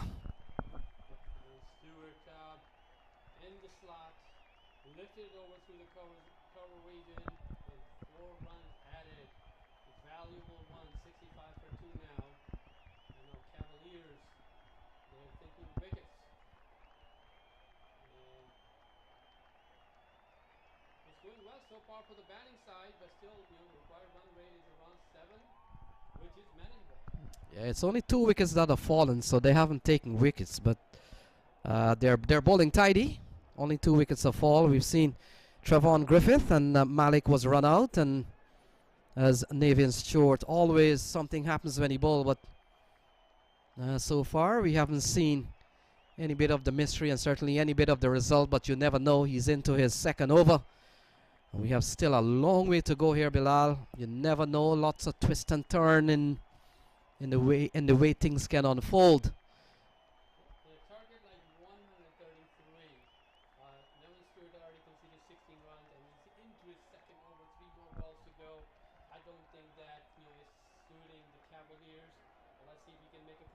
So 67 needed from 57 balls.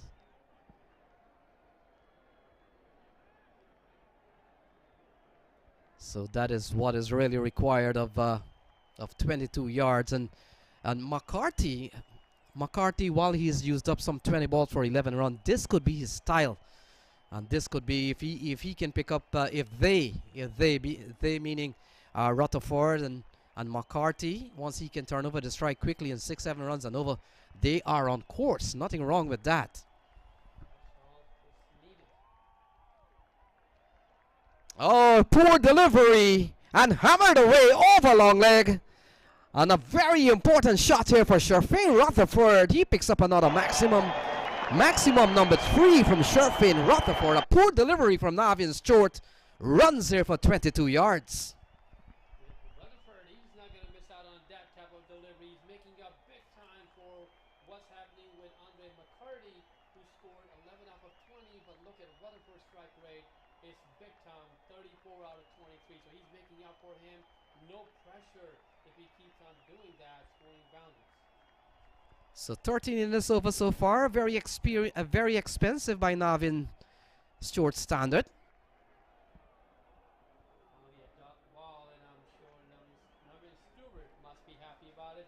23 runs conceded in 2 overs. All right, we'll quickly run through the winners over the years of the U.S. Open. 2009 Washington Tigers, 2010 United Chargers, 11 and 12, 2011 and 12 Trinidad and Tobago, led by Shazam Babwa. 2013 Smart Choice by Steve Messiah. U.S. Tigers in 2014, led by Sunju Patel. In 2015, Rain was the winner. It was rained out. In 2016, U.S. All-Stars, led by Zishan Qureshi. In 2017, Somerset Cavaliers, winning in 2017. In fact, in 2016, Zishan Qureshi was the vice captain. Hassan Raza was the captain. In 2018, California Bears, led by Damian Ebanks, I think, or Sunil Narain. I can't recall who led the side then. Might have been Damian Ebanks. And in 2019, we've got Somerset Cavaliers. Najaf Shah has led almost 4 years in championship games. So he has had an amazing run at the U.S. Open as a leader. And not forgetting that, he's a bowler too.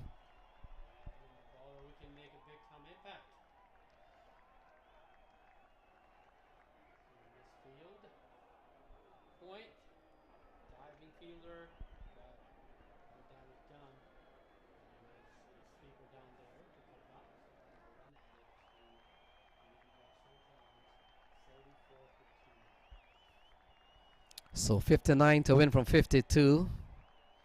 Just overrun a ball. Rutherford can turn the pressure on. And Rutherford, we know he can strike the ball and strike it well. He's regarded as a hard-hitting middle order batsman, somewhat of a finisher. He spent a lot of times. He spent a lot of time on the bench with Mumbai Indians, but Mumbai Indians such a powerful outfit. You wouldn't be sort of disappointed that you've been on the bench for the Mumbai Indians team, probably one of the best franchise cricket team in the world, on the planet. And then later on would have stepped across to the PSL, having played for Karachi Kings, and would have been part of probably in company with probably one of the best batsmen in world cricket today, Babar Azam.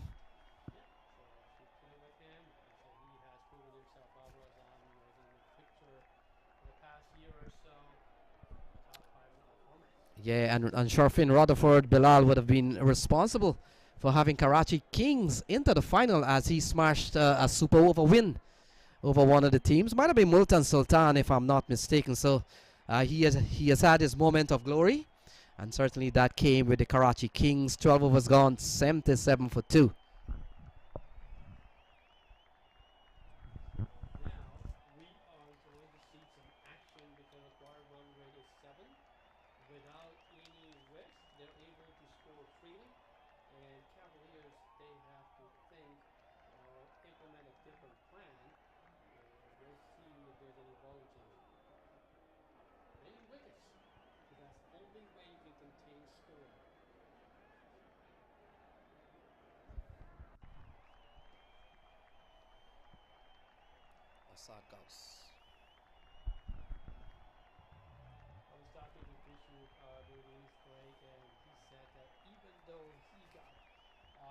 Lifted for 2 back-to-back sixes, he was not worried about it because he was worried about taking wickets, and he got the big fish in the end. So the off spinner, Asad Gauss, comes into the attack. He could be a very important ploy in the plot here against Sharfin Rutherford. We've seen the importance of having a spinner moving away from the batsman. And Sharfin Rutherford, he's batted well so far. He's posted 36. And the partnership is has gone up to 47. Very important runs here for 22 yards.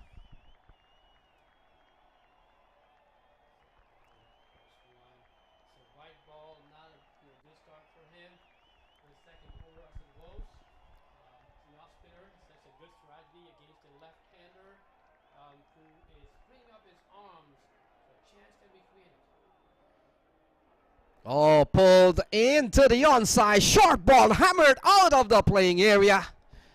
And that's another 6 for the 22 yards team. It comes off the bat of Sharfain Rutherford and takes him into the 40. He's up to 42. A poor delivery from Assad Gauss and quickly pounced upon by the attacking Sharfain Rutherford.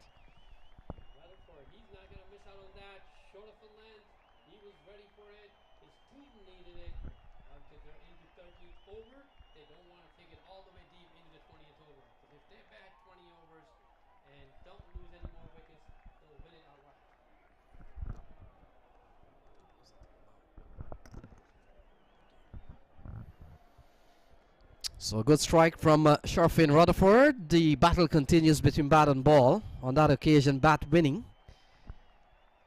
And Assad Gauss, the off spinner. Required rate 6.3. They're going a 6.9, slightly ahead. Oh, that's another one. It's another one in the same direction. Similar play. And Sharfain Rutherford, a couple of sixes here. And what are we seeing from this man, Sharfain Rutherford? 90 for 2.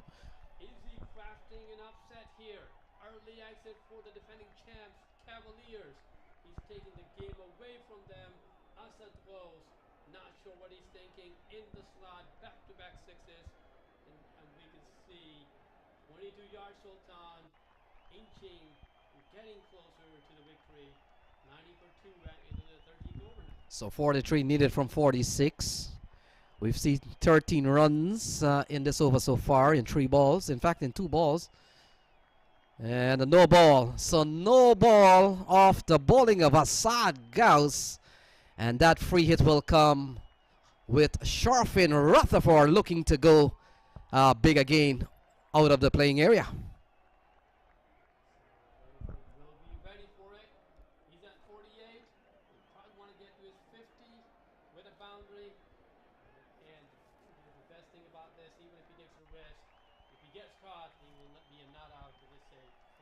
So 48 so far from Sharfain Rutherford. He has struck 5 maximum. Here we go, a free hit ball. Oh, he's hammered this one straight down the ground. Andre Russell takes the catch. Only a single. It's not an out. It's a free hit ball. And Andre McCarthy comes back into strike. So it's all happening here at the Broward Cricket Stadium. And a good comeback delivery from Assad Gauss.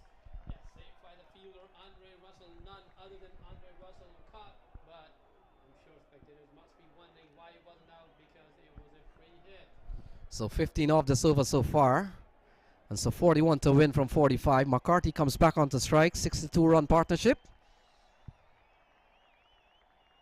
Yeah, McCarthy is playing his hand pretty well now. And nothing wrong with the way McCarthy has batted, but was lagging behind. But once the big sixes came off from Sharfain Rutherford, it made up for Andre McCarthy's in so far. He's batting on 14 off 25, but that doesn't matter because Sharfain Rutherford in the last 2 overs or so, we saw 4 sixes, so that has really helped. And the partnership continues to blossom here. He's gone up to 63, so very important run. And Gauss, this has not been a very good one for Assad Gauss and certainly Somerset Cavaliers. This over has gone for 16 so far.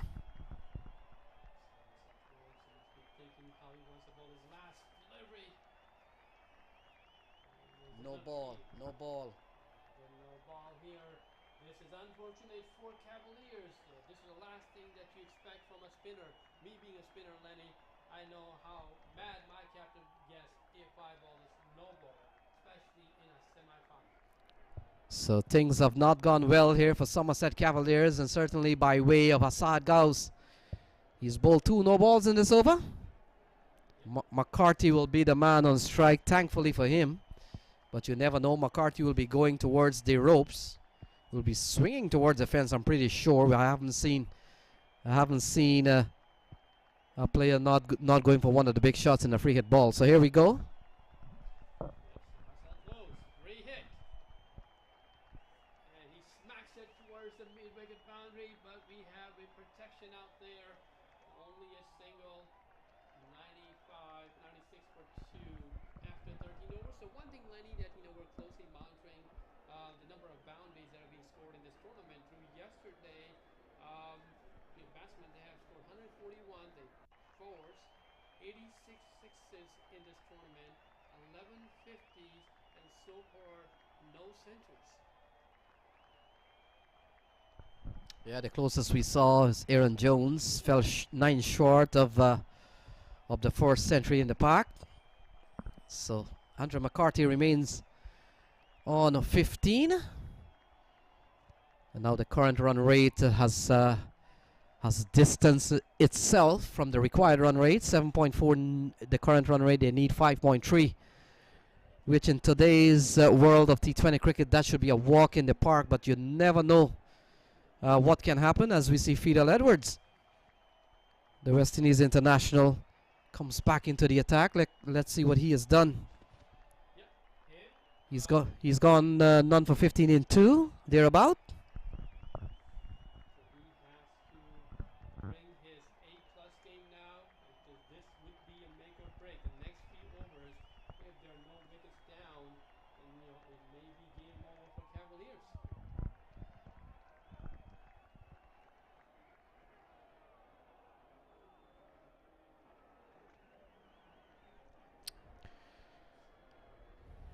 Went straight to the point, misfield, slight misfield, and one more run added to 22 yards so far.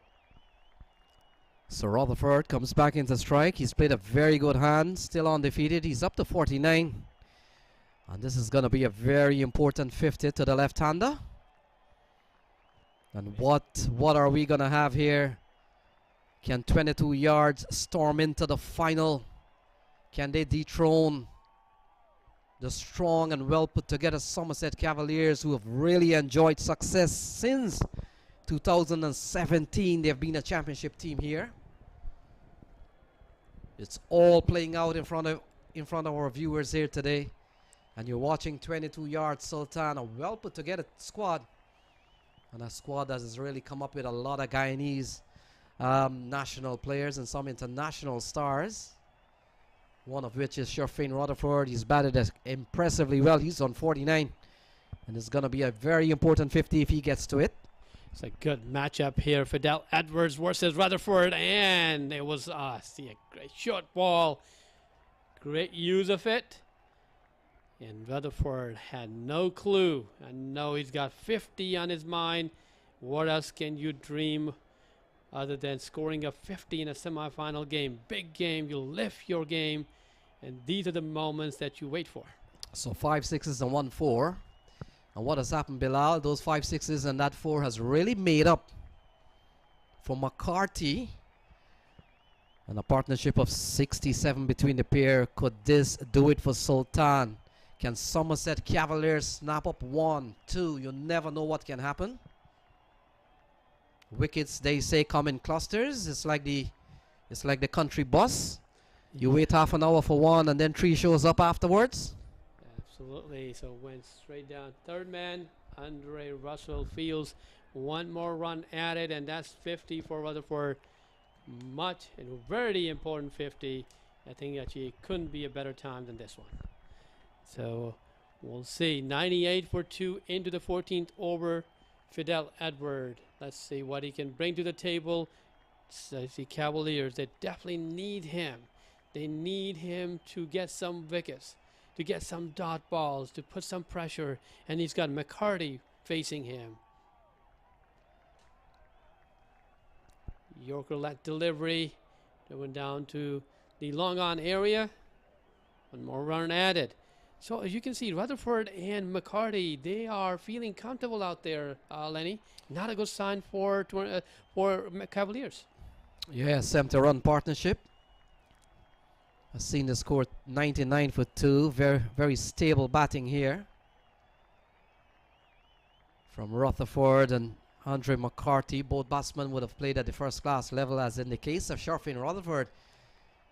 He has gone on to play for a few franchises around the world, one of which, as we have made mention in our broadcast, the powerful Mumbai Indians and Karachi Kings, 2 of the top other franchise in the world, having represented his home country and certainly his home country franchise, the Guyana Amazon Warrior. As we see, 100 comes up here for 22 yards.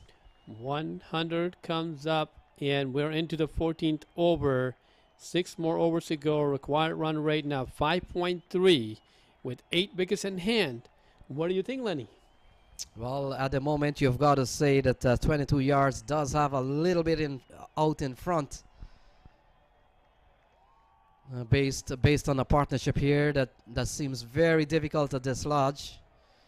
Cavaliers will need a wicket or two to really come back into this game. Whether or not they can defend 33 from 36 balls, we'll have to wait and see. But McCarthy and Shorefin Rutherford is solidly planted at the moment. And what a contrasting style here from Shorefin Rutherford and Andrew McCarthy. McCarthy will tuck the ball around, and Shorefin Rutherford will definitely punish the bad balls. And you know your cricket pretty well, Bilal. Even the best in the world will give you 1 or 2 bad ones in between. And so Shorefin Rutherford has stamped his authority here this afternoon, and he's really piled on a good partnership. His personal score of 51 from 35 balls, and McCarthy has supported well. While McCarthy might have been on the slower side at some point, he hasn't lost his wicket, which makes a big difference. Yeah, he's holding on to one end, because if you lose 1 or 2 quick wickets, that will put pressure on Rutherford as well. But we know one thing for sure. For Somerset Cavaliers, they need to get rid of Rutherford as soon as possible if they want to make a comeback in this game. Because right now, they are feeling so comfortable. They can see the ball. They are, being sensible out there, not taking any chances, waiting for bad deliveries, to your point, Lenny. So Navin Stewart has been brought back into the attack. None for 23 off 2. He's been relatively expensive today. He's gone for what? Almost 11.5 runs and over. Not typical of Navin Stewart, but that's how the game plays sometime. Couple of loose ball going down the leg side, wrong line. Was struck out of the park by Shorefin Rutherford. And he's really bowled better to Andrew McCarthy, but they still will have to see what happens here. So things are winding down. And I think the Somerset Cavaliers on the verge of being in danger of being knocked out of the tournament, but we'll wait and see. They have done well over the years. They've won it twice in 3 years, but they're in a little bit of danger here as 22 yards are beginning to move towards the tape quicker than Somerset Cavaliers. Yeah, we were talking about this yesterday, that there's one bad game due for Cavaliers, and it should not have come at this time and moment. But, it's not over yet. It's not over until it's over.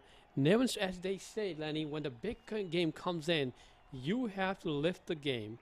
You should not take any pressure. But we have seen that, for some of the bowlers for Cavaliers, and also even the batsmen, they just, felt under pressure all the way. But, still, there's time left. They can make a comeback. We'll see how things go for the next 5 to 6 overs. Yeah, 22 yards. Have enjoyed a very good day. In fact, and you may have seen the game. We saw at one stage at the end of 15 over, they were batting a 79 for 7.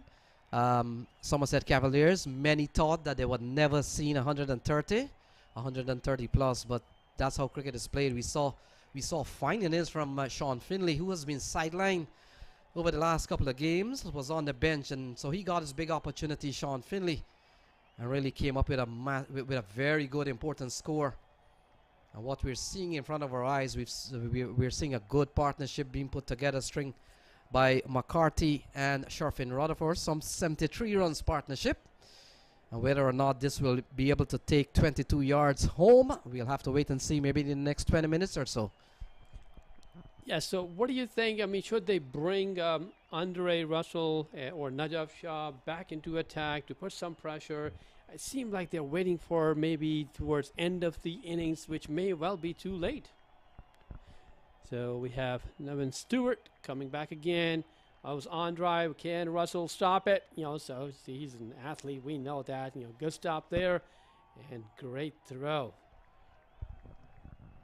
So now we have Andre McCarty back facing Nevin Stewart. They need a good over here. 3 more balls to go to finish strong in this over. So then after that, they can get back into bring Andre Russell or Najaf Shah back into attack. So Andre Russell being sent back to the long on boundary or long off boundary. So, Stewart again, and this time he just bunts the ball and takes another single here, brings Rutherford back on strike. That's what he's been doing, and he's been so successful. I think one thing, the strategy of Cavaliers captain, he knows that, you know, McCarty is looking for singles. You should just pack your infield to stop some singles, and we haven't seen that.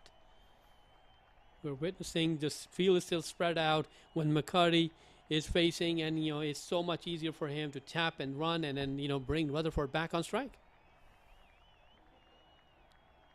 That was a good delivery by Stewart here. So 29 needed from 31 balls. We've seen 4 runs in the over so far. It's been a good one for the Cavaliers.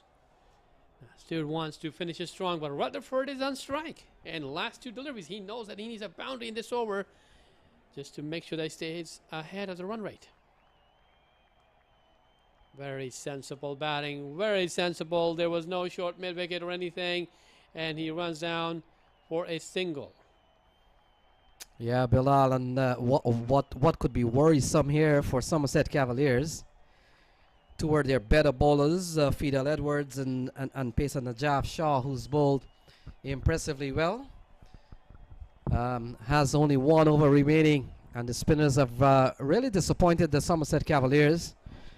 We saw Asad Gauss going for quite a few in 2 overs. We saw Navin Stewart going for almost 9 and over. And we've seen Chandrapal go for 5 runs and over, so we'll have to wait and see as we welcome the tallest man from the com box and certainly from the commentary crew, Audley Watson, back in the box with 28 runs needed from 30 balls and 22 yards, a partnership of 76 between Sharfin Rutherford and Andre McCarty. Welcome back, Audley Watson. And Audley, earlier on we saw McCarty not getting to almost run a ball, but that has really paid off because Sharfin Rutherford has made up with slamming a few 6s here and there. Thank you, Lenny. Yes, indeed. Things are looking not too good for the Somerset Cavaliers, the defending champions. And the 22 yards Sultans, they are looking good right now. And we have to say at the moment, because anything could happen, but they are sitting pretty at 105 for 2. And in my book, I have them 75% to win and 25 for the Somerset Cavaliers. But when you're a champion, you know how to win. And it's not over by any stretch of the imagination. But I think the 22 yards are just about spreading themselves a little longer at the moment. And impressive batting by Rutherford so far. Yes. So a bit of a bathroom break for Rutherford. And so he comes out back. So he's batted extremely well. Look at that, 54 from 39 balls. And this could be a match-winning innings from the Guyanese left-hander. Yes, and he's pretty young, 22 years old. Representing West Indies in 6 ODIs, and he also played some 7 IPL matches. And he does a little bowling. If he bowls, it's right-handed, and he's a left-hand batter. And not only that, Audley he has certainly made his way into franchise cricket in the world. An impressive list I was looking over. I would love to sit on the bench of Mumbai Indians. Quite an impressive list. Yeah, he's showed up for Mumbai Indians, although not getting an opportunity to play. And in fact, in the previous year, was part of the Delhi Capitals lineup. I was looking it over, indeed. And this year also, he was part of the Karachi Kings. And if I'm not mistaken, the Karachi Kings team have won the PSL this year, did they? I'm not 100% sure, but I think you're right. But as a young man, he's only 22, so I can just imagine by the time he turns 25 or thereabout, 30, he would have overtaken Saeed Afridi as the most traveled cricketer when it comes to franchise cricket and playing all over the world. So he'll be facing once again the bowler coming up from the northern end, the West Palm Beach end, and he push that one, yes, no, and they retrieve to the safety of their crease. So he's batting on 54 from 40, and this partnership, Lenny, is very, very important because they were stuttering a little bit. Not that they were, in terms of wicket loss, you know, they were good in that department, but they were a little behind. But that's the good thing when you have the wickets in hand and you have a good partnership, then it turns things completely around.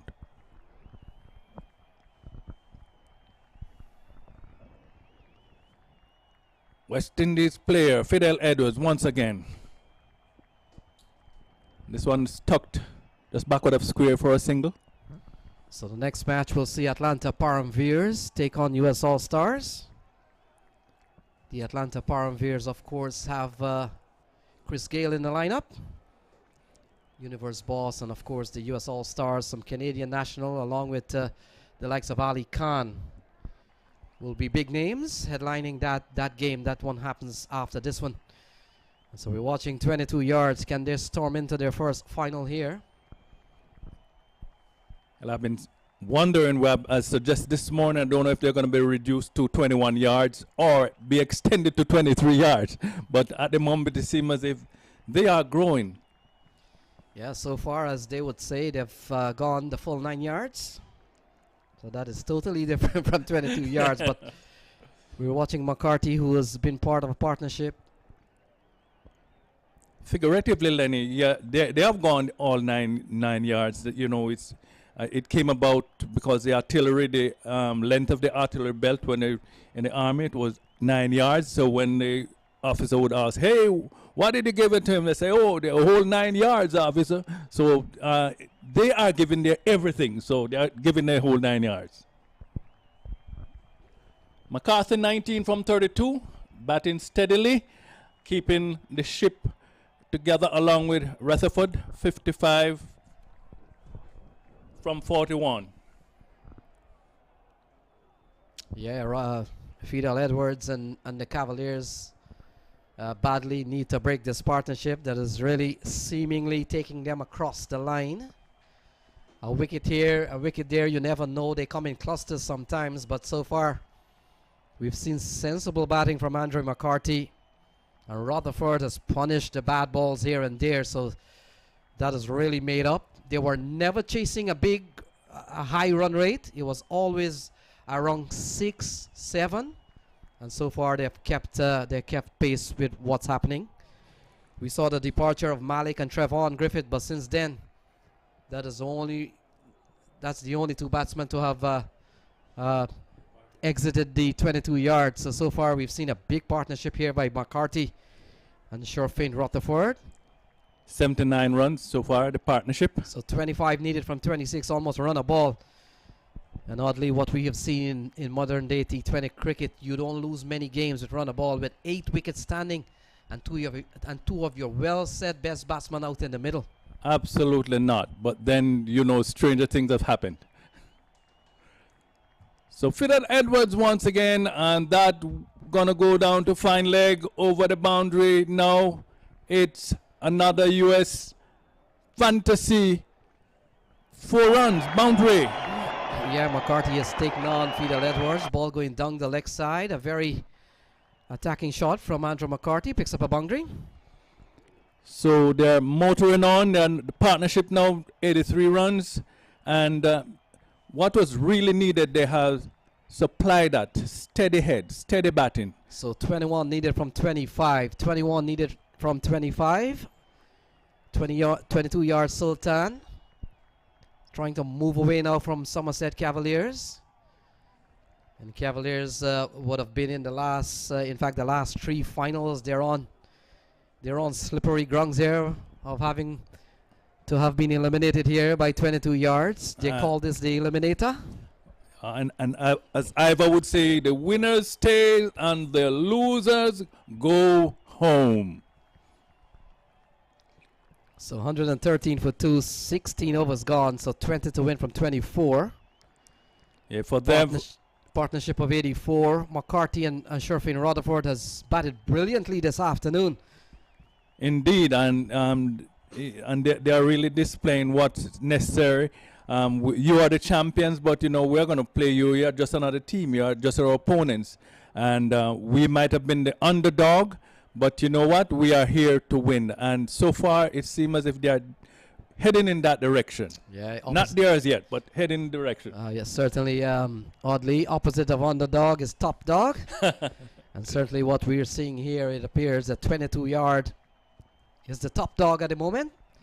Nathan Stewart typically makes things happen, but not today. He has gone bare. He's gone none for 27 in 3 overs, so he's gone 9 and over. And we haven't seen one of those wickets that certainly could cause a breakthrough. So things have gone quite barren here for Nathan Stewart. And let's see if he's going to try and change that. No. That was a good delivery. Coming back from the outside off and kept really low. So you could say it's looking a bit slippery, but in when it comes to Rutherford and McCarthy, no problem so far. So Somerset Cavaliers have been in the US Open Final 2017, 2018, 2019. They're in danger here of crashing out in the semi-final as all played into the offside. They scamper through for a single in the end. An attempt throw here by Fidel Edwards doesn't go well. And another nail in the coffin, so to speak. Yes, it definitely look that way at the moment. So 19 to win from 22. What a partnership here between McCarthy and Sherfane Rutherford. 85-run partnership. As a matter of fact, I'm going on record to say it would be hard to see 22 yards losing from this position. It can still lose, but it will be very hard. So Najaf Shaw and Somerset Cavaliers looking for where one wicket will come from. None of the bowlers so far is able to penetrate. We've seen Fidel Edwards, we've seen Asad Gauss, we've seen Najaf Shaw, we've seen the world-class player Andre Russell, and we see Chandrapal Hemraj tried. And so far, 85 runs later, none of them have been able to penetrate the partnership between Rutherford and McCarthy. And they've gotten really stronger over by over. And that one's through the vacant slip here, only 1 run. But just would like to inform the viewers when we are talking about the odds and stuff like that, we're just having fun here. We're not gamblers. We are not taking sides, but we're just calling the game as we see it and have some fun as we go along. So 18 to win from 21. 18 to win from 21. It's 115, as you can see that. So my odds is now 90 to 10 in favor of 22 yards. Cavaliers looking for a bowler to come up with a breakthrough. There are 11 ways the batsman could be out and choose one. Nothing has worked for them so far. You can run out a man, you can stump him out, you can bowl, caught, handle the ball, obstructing the flow of play. And so far, nothing has worked. 17 to win from 20 balls. Sherfane Rutherford has played a good hand. I think they need to be at 12th way to get out. And so the 22 yards. And that's the measurement, by the way, of a cricket pitch. And I'm wondering, oddly, what's the measurement? What's the measurement from the stump to the batting crease? 48 inches? Is that what it is? Yeah, I think it's 48 inches. Yeah, 4 feet. 4 feet. So 22 that I'm not yards. 100% sure of, but you know, I can look it up to make sure, because we like to inform our listeners, and our viewers. 22 yards is what? 66 feet. 66 feet. 3 times 22. Yeah, they've played very well today. In fact, their catching was a little bit off in the earlier stages of when they bowled, but once they got it right, their bowlers were on song. We saw good bowling from Jesse Singh. We saw from Bishu. We saw good bowling from Kevin Sinclair, Ashmed Ned, Asad Ali, everyone. It was a team effort, and the bowling was good. The catching later on became even better than what it started. Started on shaky leg, but finishes well. And as it said, sometimes it's not how you started, but it's how you finish. And that's what important. We're seeing some dancing there. Do you think it's premature dancing, premature celebration? Well, a good-looking shot from Andre McCarthy. In fact, when you look at the tally here, that's McCarthy's second four. So he has reason to celebrate, and of course, with no other way to celebrate than to give a jig or so. He 12 to win from 18 balls. And this is not only a big win in the semi-final, but you're taking out one of the favorites of the tournament, a team that has gone for the last 3 years here at the U.S. Open in the finals, and so they are on the verge of getting sent home here by a well put together 22 yards, and they played well. That's the most important thing. We've seen squads come to the U.S. Open with top names, but they haven't played well. And today we've seen 22 yards, a good team, and they've played well.